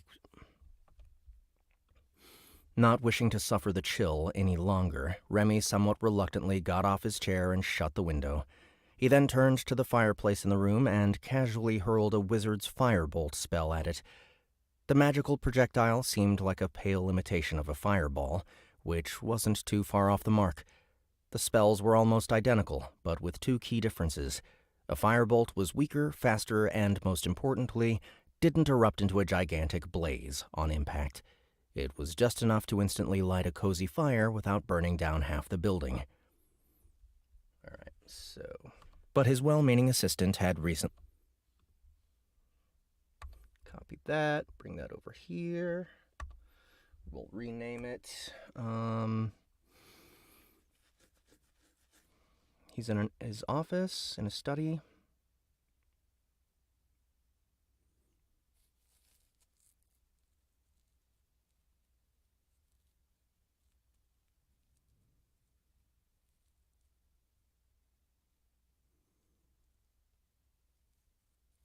Yep. Nice. Study. Fireplace. Oh, no fireplace yet.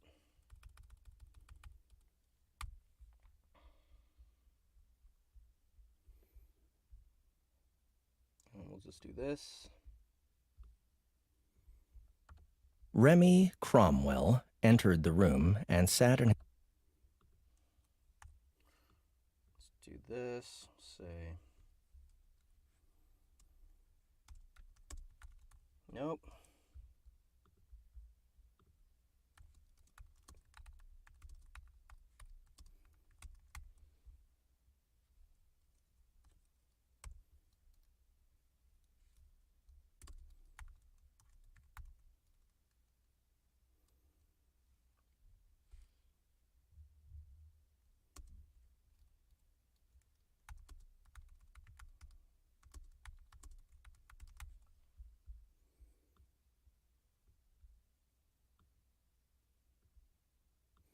Do it this way. We'll go with red.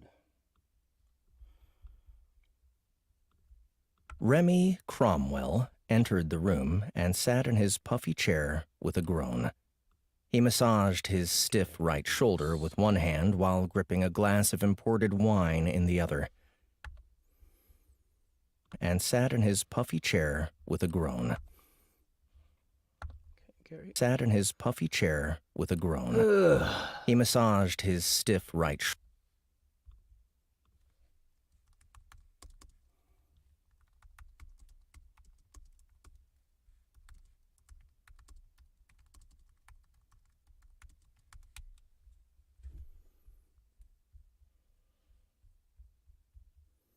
Okay, pretty sure I'm going to make Gary this Remy Cromwell guy.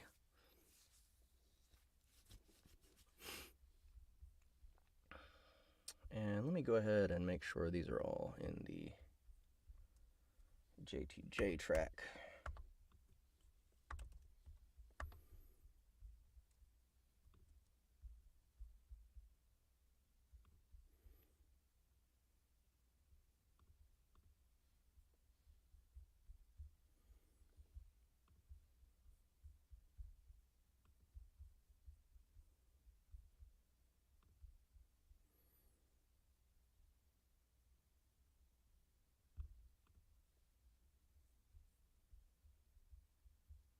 Is that the same color? Looks like it. Okay.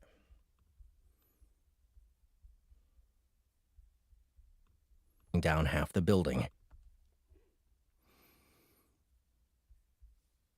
that loomed outside.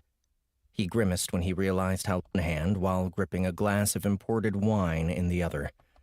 He glanced towards the windows to his messy, poorly decorated office, noting the pitch-black sky that loomed outside. He grimaced when he realized how late it was. He had just spent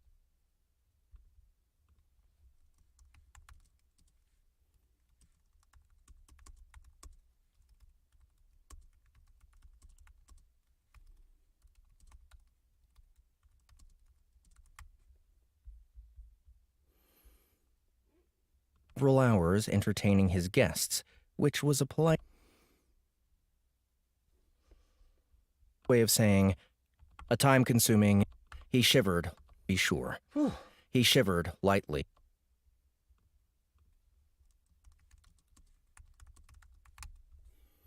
Lightly at the gust of cold air and fresh white powder that came through the open window.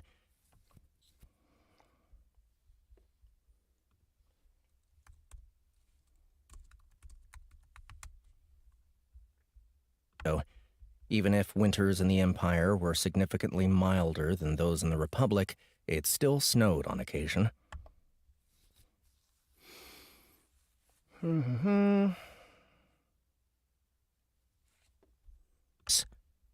Not wishing to suffer the chill any longer, Remy somewhat reluctantly... For fuck's Not sake. wishing to suffer the chill any...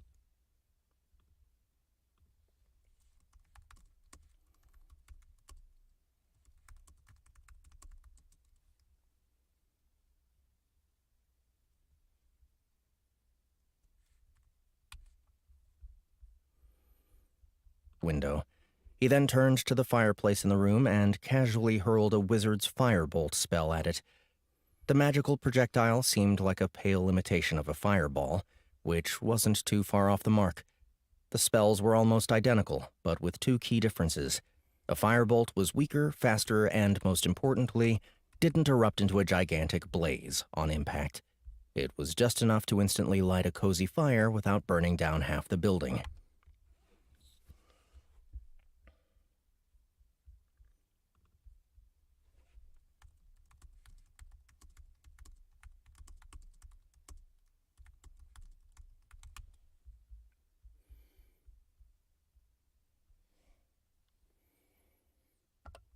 Down half the building.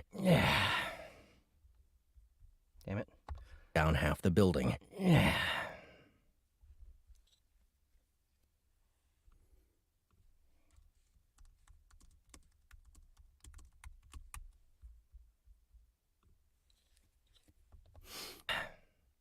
Remy sat in front of the now crackling fireplace, took a sip of his drink, and calmed down.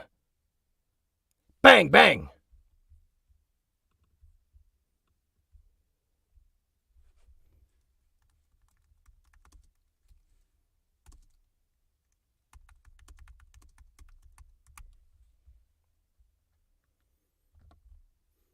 Bang, bang!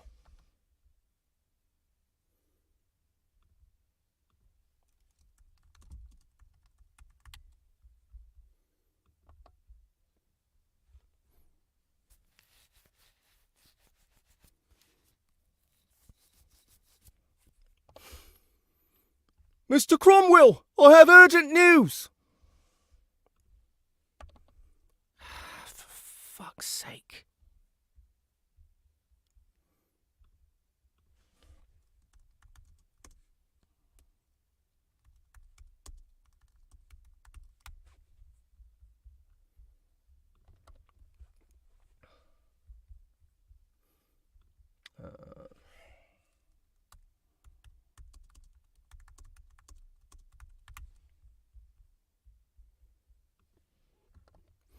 His moment of relaxation didn't last long, as there was a fierce knocking on his door accompanied by an all-too-familiar voice. Remy let out a tired sigh as he set his glass down on the nearby table. He got up and opened the door to find a raven-haired young woman wearing a heavy robe and worried expression.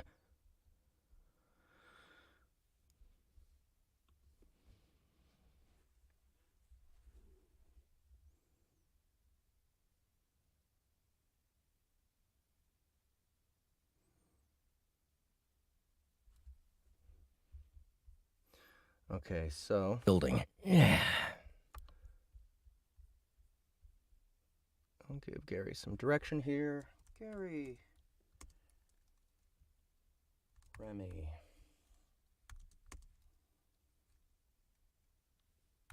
Older gentleman... Northern English...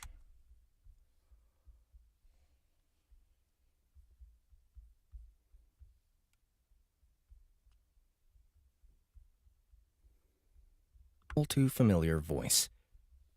Remy let out a tired sigh as he set his glass down on the nearby table. He got up and opened the door to find a raven-haired young woman wearing a heavy robe and worried expression. Voice. Remy let out a tired...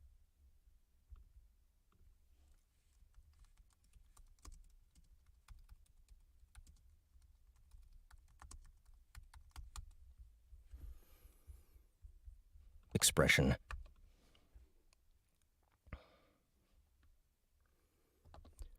What is it, Grace?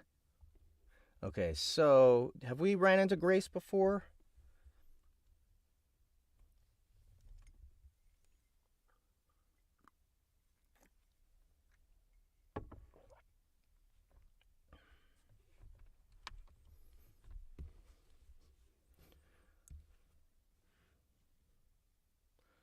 Would she be in book 5? Her name sounds familiar.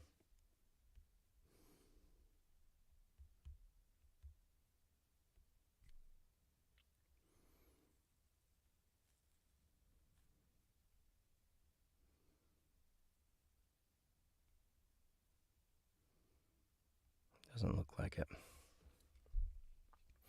All right, just making sure.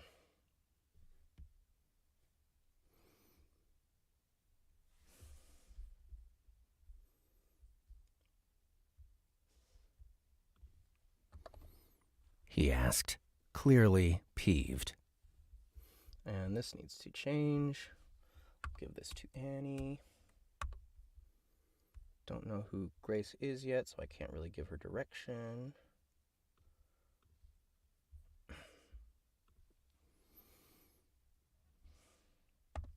Ah, forgive me for interrupting, She apologized hurriedly. but dire news just came in from up north. Everything is dire news these days, isn't it?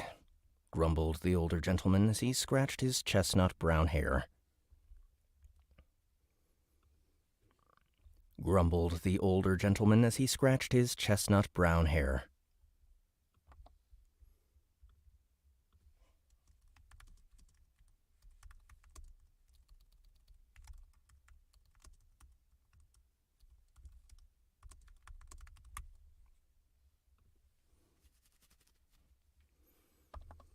What is it? Did those Inquisition bastards accost another of our members on a whim again?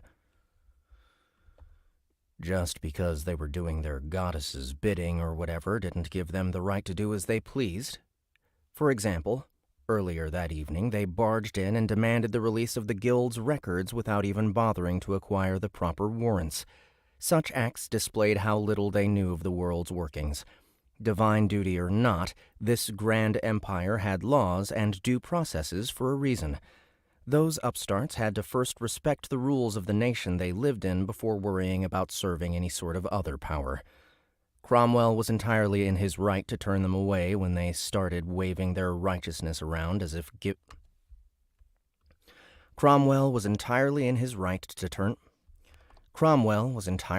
right to turn them away when they started waving their righteousness around as if it gave them any sort of authority, and he did not hesitate to do so.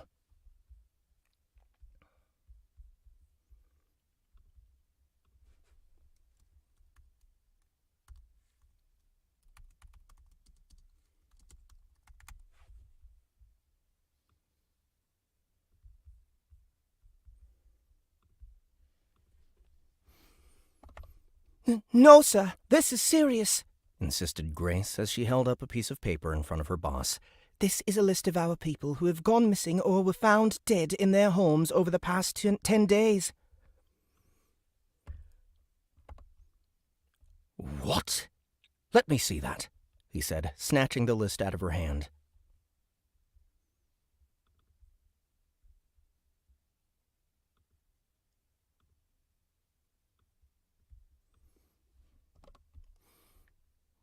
"19 of them. Are you sure this is accurate?" His assistant didn't answer with words. She could only stare nervously at him while awkwardly jerking her head at the document. Remy turned his gaze back to the list in his hands and, after reading through it, made a rather troubling realization. I recognize these names. Wally Thumbs? Wally Thumbs, Tamara Osborne, Red Richard. Aren't these all taboo holders? Grace nodded erratically with a quivering lip. It would appear she had made certain conclusions based on this trend, which he immediately moved to dispel. Calm yourself, girl. I can assure you this has nothing to do with those fanatics at the Church of the Dead. They've been making the same threats and ultimatums for years now, but nothing has happened. Their recent bout of barking isn't any different. I'd say this is the work of someone using them as a smokescreen to kill law-abiding citizens rather than Mortimer's Reaper.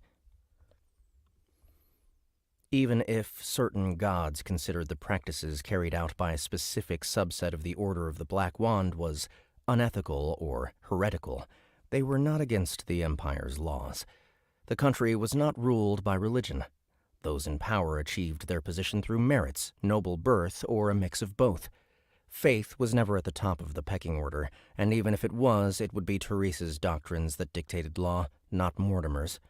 Though, as far as Cromwell was concerned, religion was at the bottom of his priorities. After all, he was the head of an organization that managed over 1,000 magic wielders. His loyalties lied with the Emperor first, the Guild second, himself and his family third, and the world's self-serving deities were firmly in last place.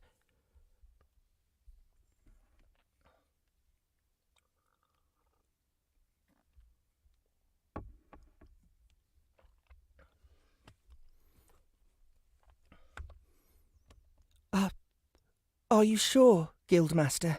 Nobody can be absolutely sure of anything, my dear, he responded cryptically, but it's far more likely that the one doing this is acting on their own, or at the very least without any divine backing.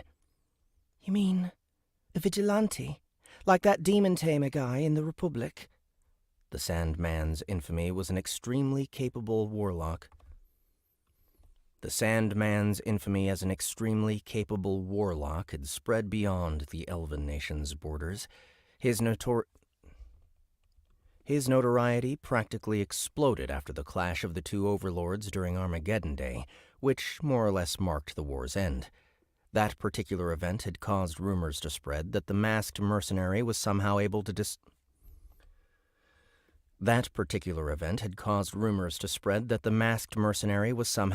direct one of the most powerful beings in existence to clash with another. There was no way the Order of the Black Wand, an organization steeped in the darker side of magic, would fail to take notice. It might as well could be him, given that this is happening so close to their border, said Cromwell while scratching his chin. Until we get to the bottom of this, we have a responsibility to our guildmates. Compile a list of all active taboo holders and gather what guild officials are present for an emergency meeting. I'll be down in a bit so we can discuss how to tackle this. Yes, sir. Grace promptly left the office to carry out her duties, and Remy shut the door behind her. He walked over to his desk and drank the rest of his wine in a single go. He then turned to face a seemingly empty corner of the room and spoke to it. All right, and we'll give Annie...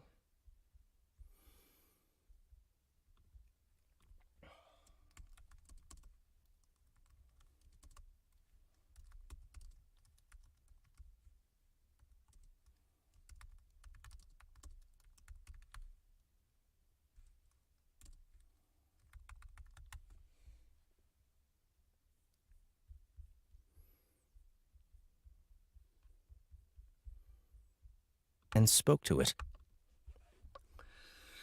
All right, come on out. And you really need to stop setting off my alarms on purpose. You're going to get yourself burnt to a crisp if you keep doing that. A towering figure stepped out of thin air. It was a brown-scaled raptor clad in a leather bodysuit with a white skull mask. He also had a hooded, semi-transparent cloak with ever-shifting colors draped over his back. It was an exceptionally flamboyant garment entirely at odds with the one wearing it, so it was the only natural Remy's attention. So it was only natural Remy's attention would be drawn to it.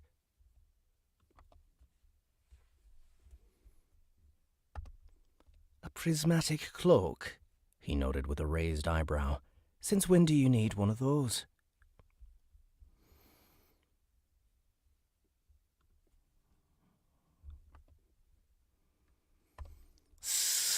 Since my last hit took a heavier toll on me than expected.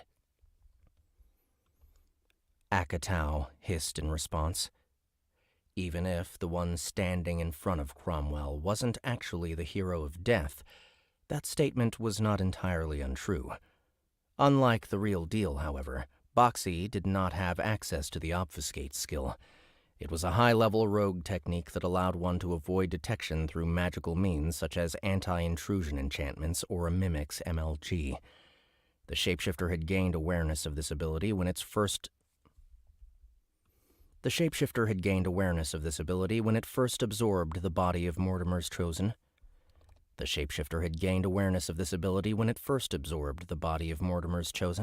But did not possess anything that could replicate the effects. It had no way of infiltrating the guild hall without trapping It had no way of infiltrating the guild hall without tripping an alarm or two, so it did just that with the intent of taking Cromwell down hard. Okay, so I have to remember... I can't remember... Did that sound right for Akatao's voice? I can't remember how it went. Hey, broken neck, guys. My neck. I broke my whole damn neck last night. Reading too much. Okay.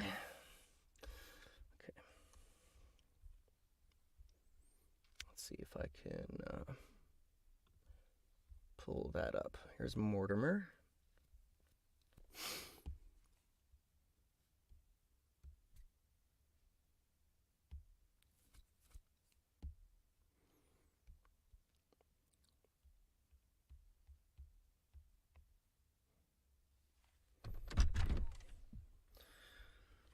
See where we can find him in book 6.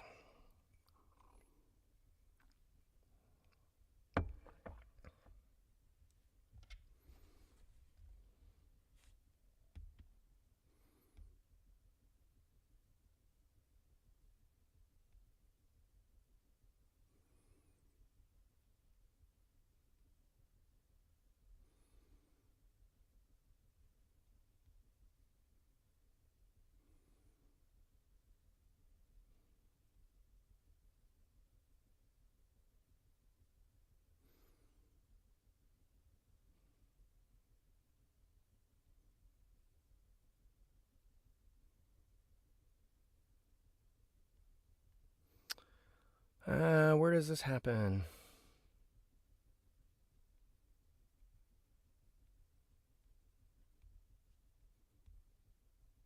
Here it is. So this is part 1, chapter 4, I believe.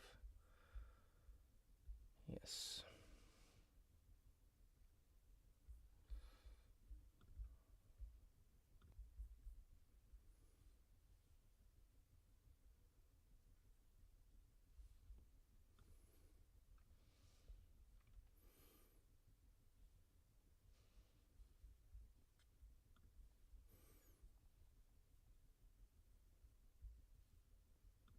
Chapter 4 visited the office moments later, noting that Akatao had already vanished and the late director so abruptly. It also confirmed that his opponent was indeed a hero. After all, who else but an envoy of the gods would have this sort of unfair skill? Fatal Promise wasn't the only hero skill available to Akatao, for he also possessed the eyes of the dead god. A simple glance at someone would inform him of their true name and the amount of HP they had left. It highlighted people with high taboo, allowing the hero of death to see them clearly through solid matter. This went triple for Malone, whose heretical act of forcibly resurrecting one of the gods chosen had caused his taboo skill to max out at level 10. At that point, he was visible to Akatao from hundreds of kilometers away and buried deep underground. That was how the raptor had tracked his target so quickly, though he had to borrow a bit of help locating the entrance to this place. And now that his target was dead, he had no wish to waste time fighting the creature in front of him. Stand down, Wardrobe Zilla, he hissed quietly. You are not my prey, but I will not hesitate to dispose of you if you stand in my way. Okay, Zilla actually took not quite as gravelly as I thought. So let's fix that.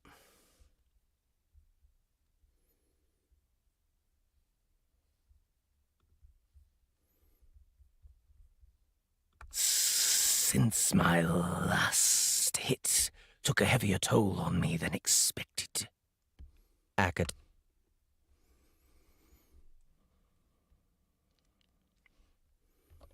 Since my last hit took a heavier toll on me than expected. There we go.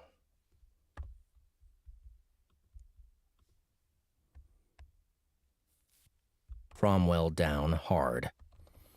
Thankfully, it would seem a direct confrontation wasn't necessary, as the guildmaster acted like he was personally familiar with the original Akatao. Boxy therefore decided to roll with it for the time being. I assume you're here because of this? He asked as he tapped the last of... He asked as he tapped the list of victims. Why else? What? Don't tell me you're going back on our deal? Already paid for next year? It would appear that the Order of the Black Wand had avoided Mortimer's executioner by buying him off. The greedy lizard man was without a doubt the type of person who would put personal gain before his divine duties. Granted, so was Boxy, but it imagined the bony bastard wasn't as lenient an employer as Henry. How was Akatow not immediately sacked for taking such a bribe? Then again, this was the god of death and commerce. Perhaps he wasn't entirely against mortals repenting for their crimes with their wallets. This was all conjecture, of course, as Boxy was not at all familiar with Mortimer's scriptures. More importantly, these on-the-spot conclusions about a taboo tax were completely irrelevant. Whatever deal this man had with the previous hero of death was null and void. He just didn't know that. Whatever deal this man had with the previous hero of death was null and void. He just didn't know that yet. Boxy wanted to get a slice of that pie too, but that would be difficult under these circumstances. Difficult, but not impossible. This isn't my doing. It lied. However, I am willing to help you find this imposter. For a price, of course. So it's about money after all, is it?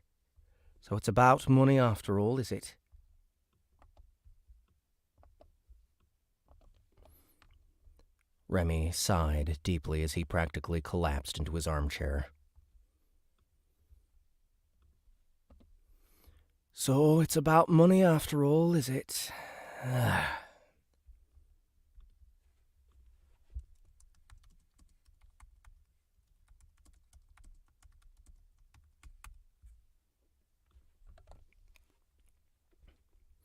He had to admit he did not want to let go of those taboo holders, as the exorbitant membership fees he forced upon them were a good source of guild revenue. Not to mention there were certain highly profitable quests that demanded a necromancer's unique skill set or a hexcraft user's intimate knowledge of curses. They were all strictly legal undertakings that had gone through the proper channels, of course. Regardless of what those Inquisition upstarts seemed to think, the Order of the Black Wand was a legitimate place of business. Well, aside from the whole bribery thing, but every other major guild was doing it too. It was just how things worked in the upper echelons of human society. Cromwell had unfortunately failed to realize the casual corruption was precisely what the Inquisition was trying to end. That and investigating any possible links between the guild and the former spymaster, Edward Allen. Even as a fugitive, that man's influence and connection ran deep. All right, fine, declared the guildmaster after thinking things over. You find and stop the one responsible for ruining my investments. Only then will we talk gold. Excellent. Could I trouble you to share a copy of that list of potential victims?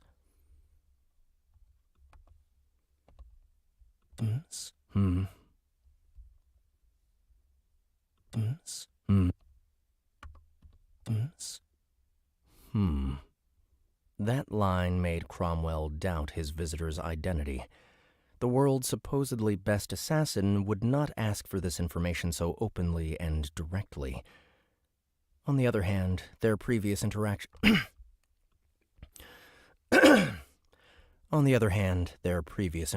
were limited to a few choice words and gold changing hands, so the guildmaster was hardly in a position to judge him based on personality. Yet the uncharacteristic entrance and the odd sense of dread he felt whenever he looked at the brown-scaled lizard gave a distinct feeling of something being out of place. The guildmaster did not have to consider these suspicions for long, though, as he soon found himself physically unable to rise from his seat. His entire body had gone completely numb, seemingly all at once, and his efforts to shout for help were fruitless. Only his eyes responded to his commands, but even his vision grew blurry as some foreign substance took hold of him.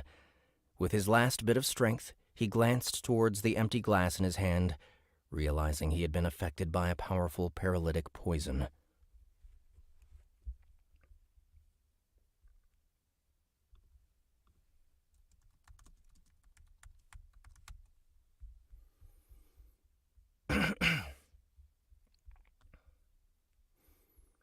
One of those. Since my last hit took a heavier toll on me than expected.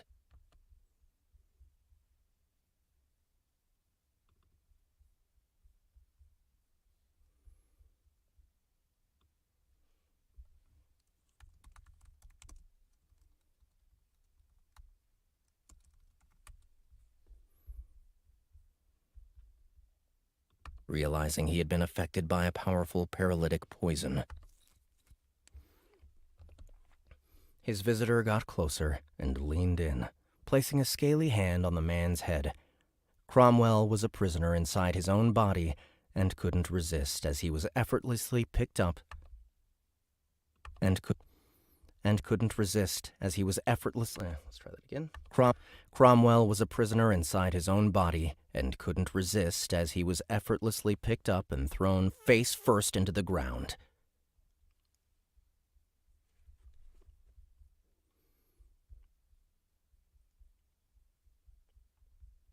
Let's see. To roll with it for the time being. I assume you're here because of this? He asked as he tapped the list of victims. Why else? Old supposedly best assassin would not ask for this information so openly and directly.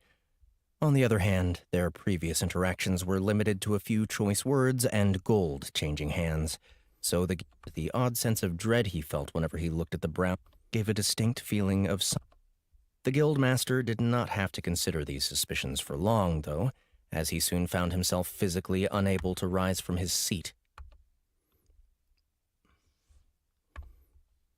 All right. If you guys don't know, this blue track is my music track. It's where I'm notating music. And so I'm wanting that. If you guys remember the nice, chill hip-hop tune, the Mortimer hip-hop tune, that's what I'm placing there. Been thrown face first into the ground.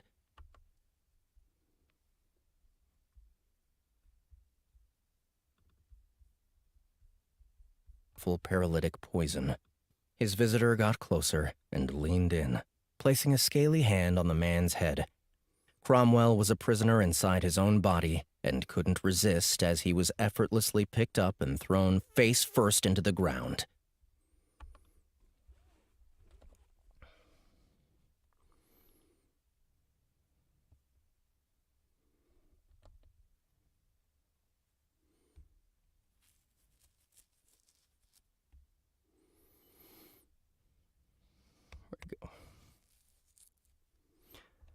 Boxy stabbed at the nape of his neck, inserting a clawed finger deep inside. It deposited a worm-like puppet parasite, which easily took control of the immobilized guildmaster. Even if the high-level magic user's mind was relatively more resistant to magical domination than most people, his constitution was lacking, and Boxy's mental fortitude was not to be underestimated. In the end, the puppet parasite successfully hijacked the human's nervous system without much issue, cutting his consciousness off from the rest of him. Let's see. Was not to be took control of the immobilized guildmaster. Even if the high-level magic user's mind... Boxy stabbed at the nape of his neck, inserting a clawed finger deep inside. It deposited a worm-like puppet parasite, which easily took control of the immobilized guildmaster. even if the high-level magic users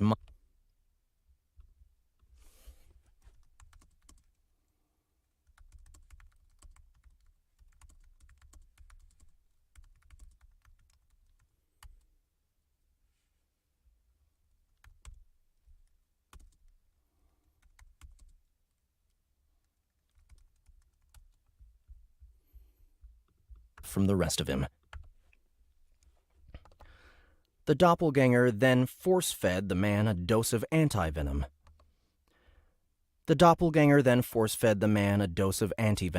Instantly curing him of Drea's demonic toxin.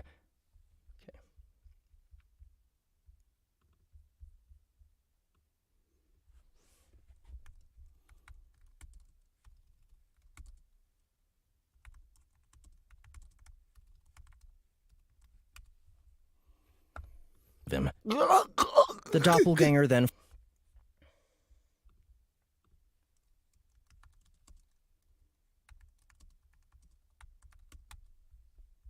toxin. The meat doll rose up from the floor, nodded at its master, and then left the room to carry out its mission while Boxy rooted through the messy office.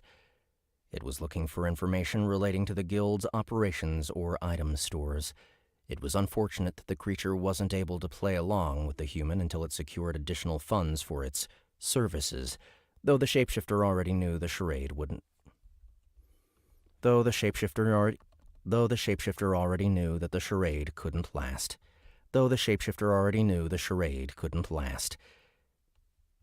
All right, and let's stop the music right here.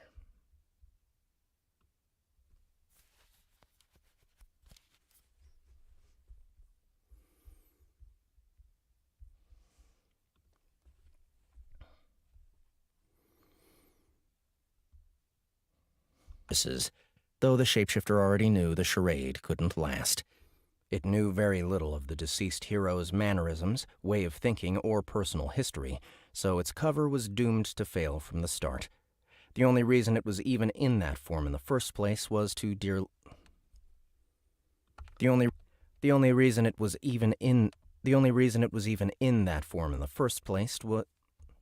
only reason it was even in that form in the first place was so the dearly departed Akatau would take the blame for its handiwork on the off chance a witness escaped. Its insurance policy had worked out, though not in the way it would have hoped. If anything, things went better than expected since it managed to avoid attracting attention through open combat. Doing things quietly was preferable, as this guild hall was situated within Oshinus, the Lodrak Empire's royal capital. The Inquisition was everywhere, and there was no telling what sort of dangerous people were lurking around.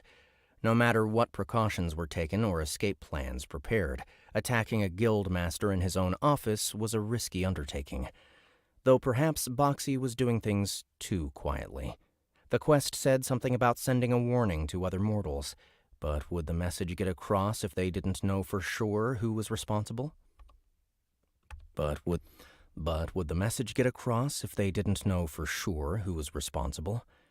It had been going around, dressed as Akatau, just in case it was seen, but perhaps it might have been better if it allowed itself to be spotted a few times. Much like with the mercenary guild quests of its infancy, the customer would not be pleased if their task was completed in a way that defeated the purpose behind it.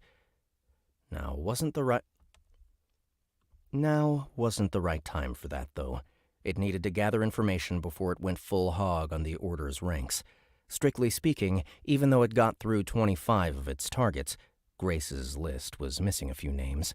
There were far too many. They were spread throughout the Empire's territory and possibly beyond, so getting to all of them within the time limit would be difficult. It would have been outright impossible if not for the monster's ability to quickly cover great distances with transfamiliar. That time limit was the only difficult part about this quest. The targets would not prove much of a challenge with enough preparation, and locating them was easy. However, while the eyes of the dead god highlighted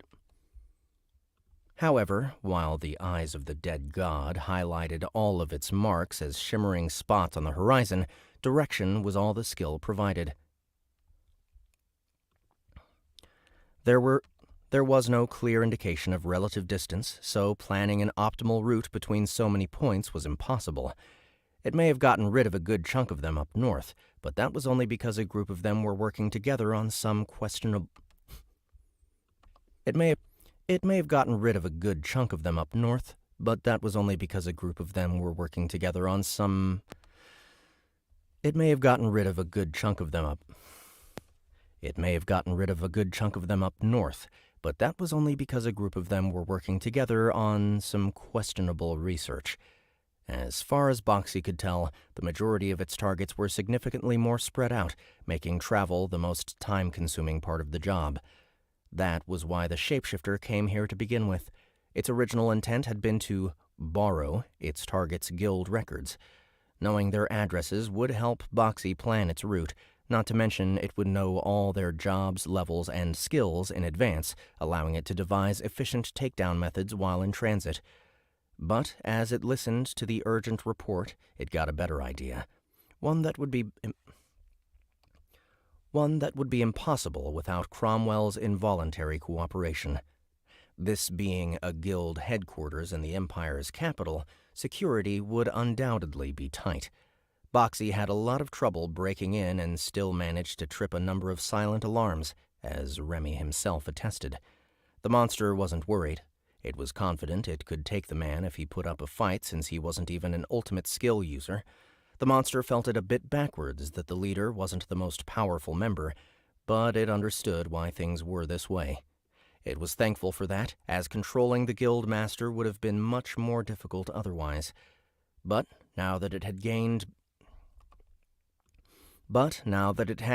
dominance over him, it could easily bypass the place's various identity-verifying enchantments.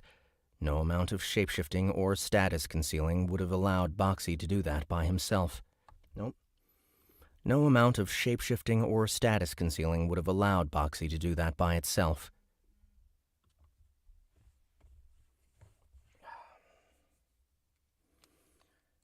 Who is texting me? This is unacceptable.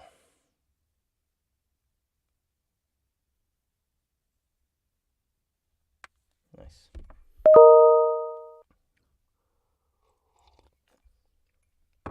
Sorry about that.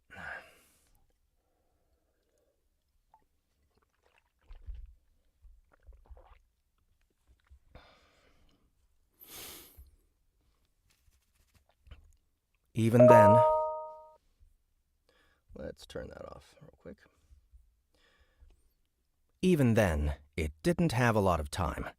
Puppet Parasite was a skill that lasted for 14 minutes at most, 2 for each level.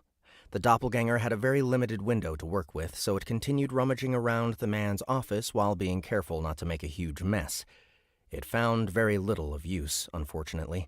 There was a ledger containing some potentially incriminating information and a collection of 4 enchanted keys. But that was it. The drought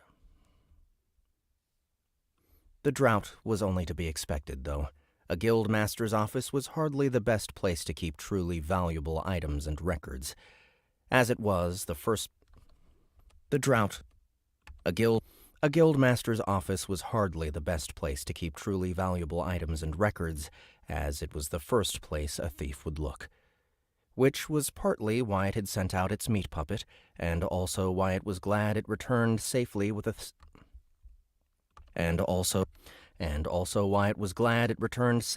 stack of documents that Grace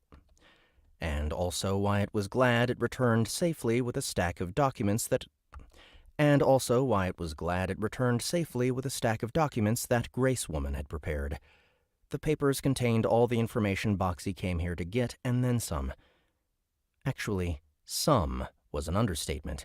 At a glance, there appeared to be close to 200 files in the pile, far more than the creature's targets. This worried the shapeshifter for a moment before it remembered its task wasn't to purge the guild of taboo holders altogether. It was after the necromancers specifically, and there were precisely 134 of them in this bundle of records. That number matched up perfectly with the quest's count once it factored in the guildmaster. He wasn't marked with taboo, but was made a target for protecting the others.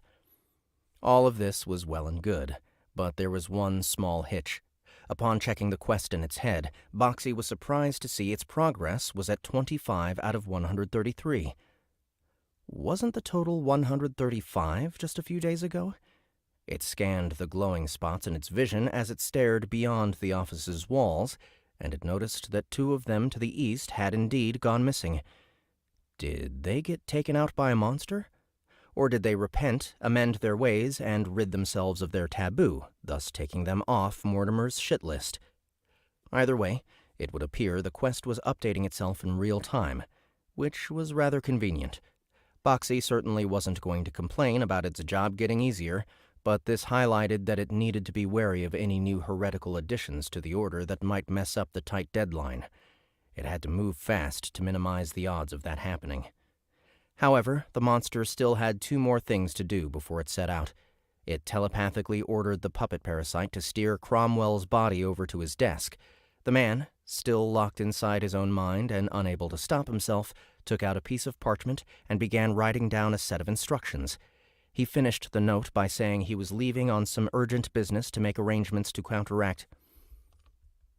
He finished the note by saying he was leaving on some urgent business to make arrangements to counteract this serial killer and would be back within a week. The message was placed inside a special envelope. The message was placed inside a special envelope and sealed with the Guildmaster's ring, magically imprinting his identity upon the document. Humans were a species that kept each other in check through power and authority. They would not readily question orders from a higher power, even if they were relayed second-hand. They would not readily question orders from a higher power, even if they were relayed second-hand. They would eventually catch on to the ruse, but it would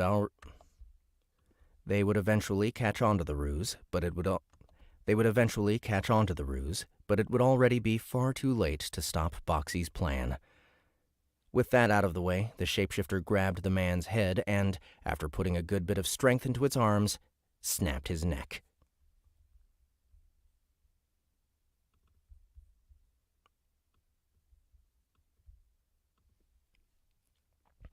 The 26th victim fell to the ground, motionless, with the now orphaned puppet parasite leaving his neck and dying with a few futile twitches.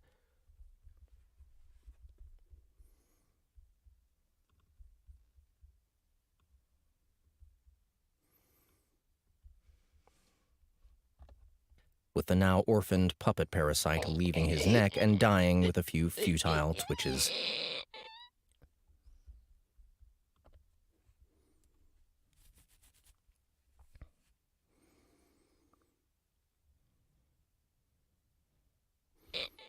The body was picked up and thrown into the monster's storage, after which it used Transfamiliar to depart the guild's head office. The djinn that appeared in its place had only just enough time to smile to herself before she was sent back to the beyond. The doppelganger found itself standing inside a barn about a dozen kilometers outside the city. The cows here were already killed and eaten without leaving behind a single drop of blood. Nope. The body was picked up and thrown into the monster's storage, after which it used Transfamiliar to depart the guild's head office.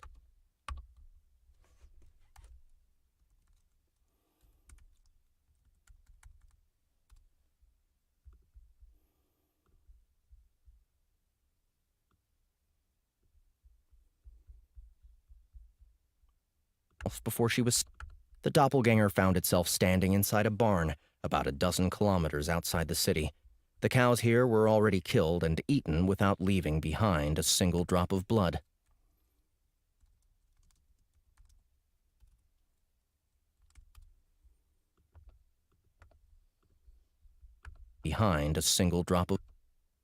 The cows here were...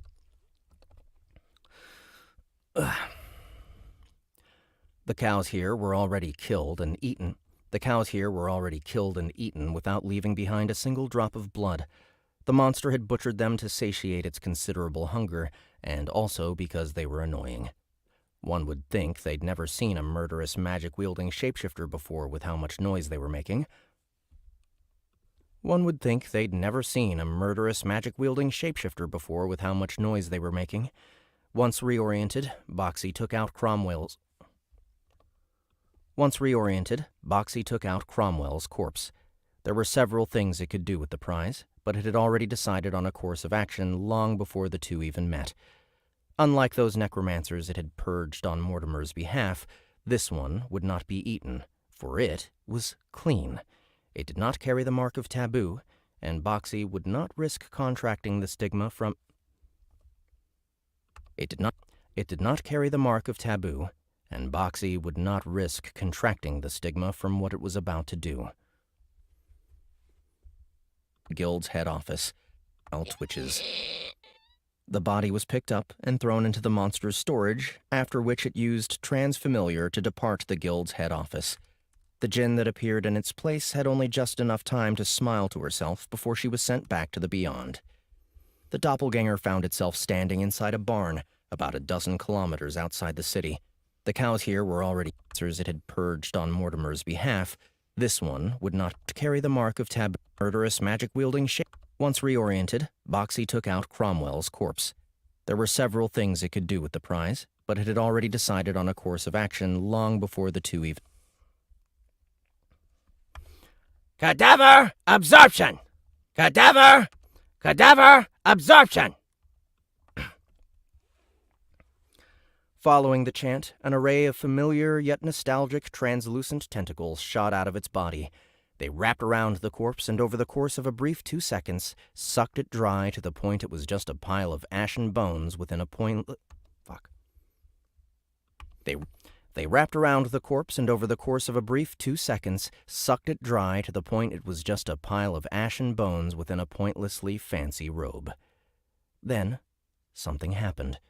Something that was both inevitable and persistently elusive at the same time.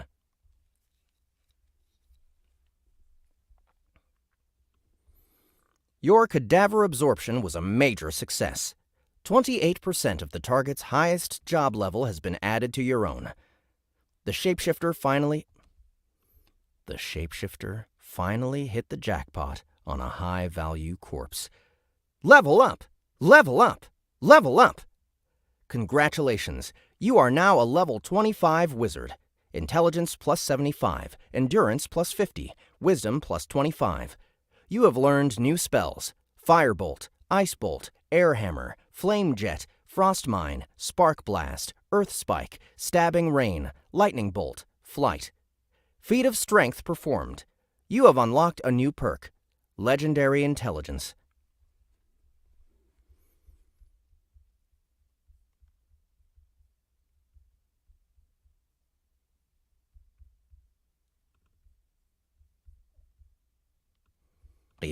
They wrapped around the corpse and over the course of a brief 2 seconds, sucked it dry to the point it was just a... Boxy stood paralyzed as its mind was flooded with knowledge of the mystic arts, granting it access to a total of 10 new spells. The expanded arcane arsenal was unquestionably a great prize, but the jackpot came with an even tastier reward. But the jackpot came with an even tastier reward. Its mind attained clarity unlike ever before, and for the briefest moment... Its mind attained clarity unlike ever before, and for the briefest moment, the monster felt like it knew everything.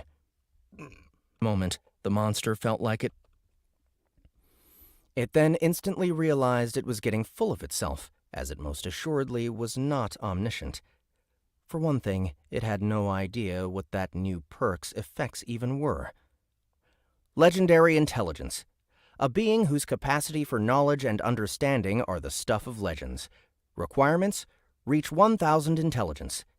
Effects: increases total magic damage done by all skills by 50%. Can recall events experienced in the last 48 hours with extreme clarity and detail. This issue was rapidly rectified, much to Boxy's delight. The ability to perfectly remember the last 2 days of its life must have been why it had briefly and mistakenly believed itself to be a literal know-it-all. It wasn't sure whether it was actually all that useful, though, as its memory was pretty good already. However, the perk's other effect was quite exceptional and in and of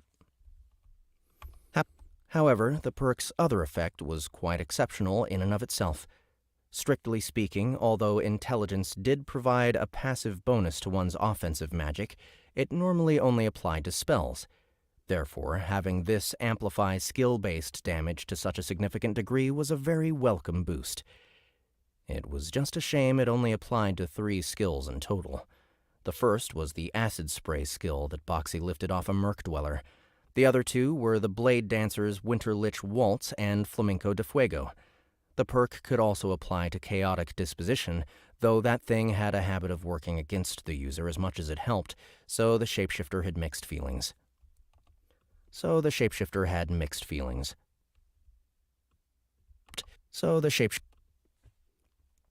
On the subject of skills, the instant level 25 wizard job allowed it to pick 4 new ones. Boxy wasn't sure if it planned to keep the job long-term, since being a warlock satisfied its needs for magic-based destruction. Versatility was good, but redundancy was not. Regardless of whether it would keep this job or not, it would be a while before it could... Regardless of whether it would keep this job or not, it would be a while before it could schedule a job removal. Since Boxy was stuck with it for a while, it figured it might as well make the most of it, so the anomalous creature eagerly began expanding its already ridiculously long list of skills. Proficiency level increased. Arcane stability is now level 1. Intelligence +2. Wisdom +2. Its first choice facilitated faster and easier learning of new magical incantations if one were to pursue the knowledge. Its first choice facilitated faster and easier learning of new magical incantations if one were to pursue. Its first choice facilitated faster and easier learning of new magical incantations if one were to pursue that knowledge the hard way rather than deriving it from a job. It also reduced the backlash damage suffered from botched or blatantly misused skills and spells, which was what Boxy was actually after. This would allow the monster to reduce the strain on its body whenever it slipped inside its own storage as an evasive maneuver. Proficiency level increased. Mana Shield is now level 1. Intelligence +2. Endurance +2. Second on the list was a staple of all but the most idiotic of wizards. It was the first piece of purely defensive magic that Boxy actually had. Now it could finally outright block incoming projectiles and spells rather than having to suffer their various debilitating effects. And if faced with something truly outrageous, well, that was why it got arcane stability. Proficiency level increased. Residual feedback is now level 1. Intelligence +3. Wisdom +1. Next came something that would assist with prolonged magical battles. It was a skill that caused each spell to cast Empower the next. It was a skill that caused each spell cast to empower the next, which would in turn amplify subsequent ones even further. The boost was relatively inconsequential at the start and would fade within seconds, but its ability to stack up over time meant it could reach rather ridiculous magnitudes. In theory, it would allow Boxy to steadily gain power as a fight dragged on, assuming it was allowed to chant spells in rapid succession. Proficiency level increased. Disruptive Barrage is now level 1. Intelligence +4. Last, but by no means least, was an active skill to take advantage of that brand new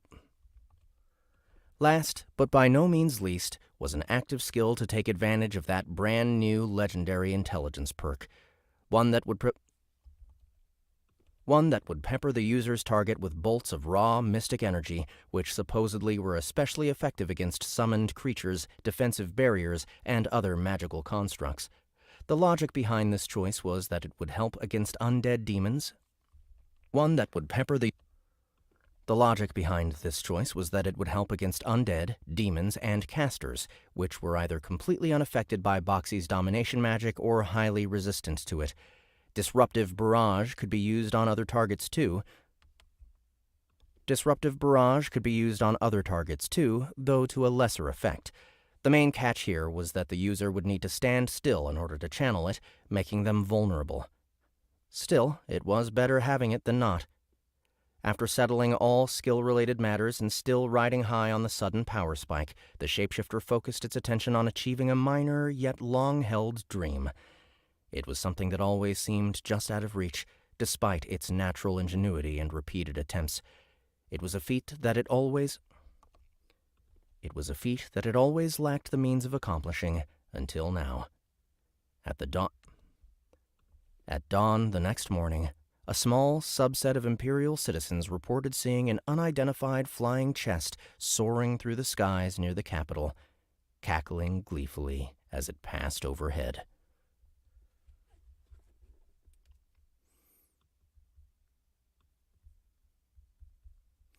All right. And that will be that for today. Thank you guys so much for coming to hang out with me while I narrated another 8% of Everybody Loves Large Chests Volume 8. I hope you had a good time. Oh, what's up, Josh? What were you supposed to do? Oh, yeah. Yeah, you were supposed to call me, bitch. Anyway, you guys, remember we have a bunch of awesome stuff at soundbooththeater.com for you to pick up, for you to purchase or download for free. Plenty of free stuff, plenty of stuff to purchase. And if you want to keep up with these cold reads, make sure to subscribe to the YouTube channel. You'll get notifications that way when I'm back up at it. I'm going to try and make it just a half hour earlier tomorrow to pick up some more Everybody Loves Large Chests. I'm going to try another 8% tomorrow, another 8% on Wednesday, and then the cold reads will be over, and you'll just have to go to our Discord server to catch me narrating more. But anyway, you guys, thanks one more time for coming. I hope you had a good time, and I hope to see you tomorrow. Later.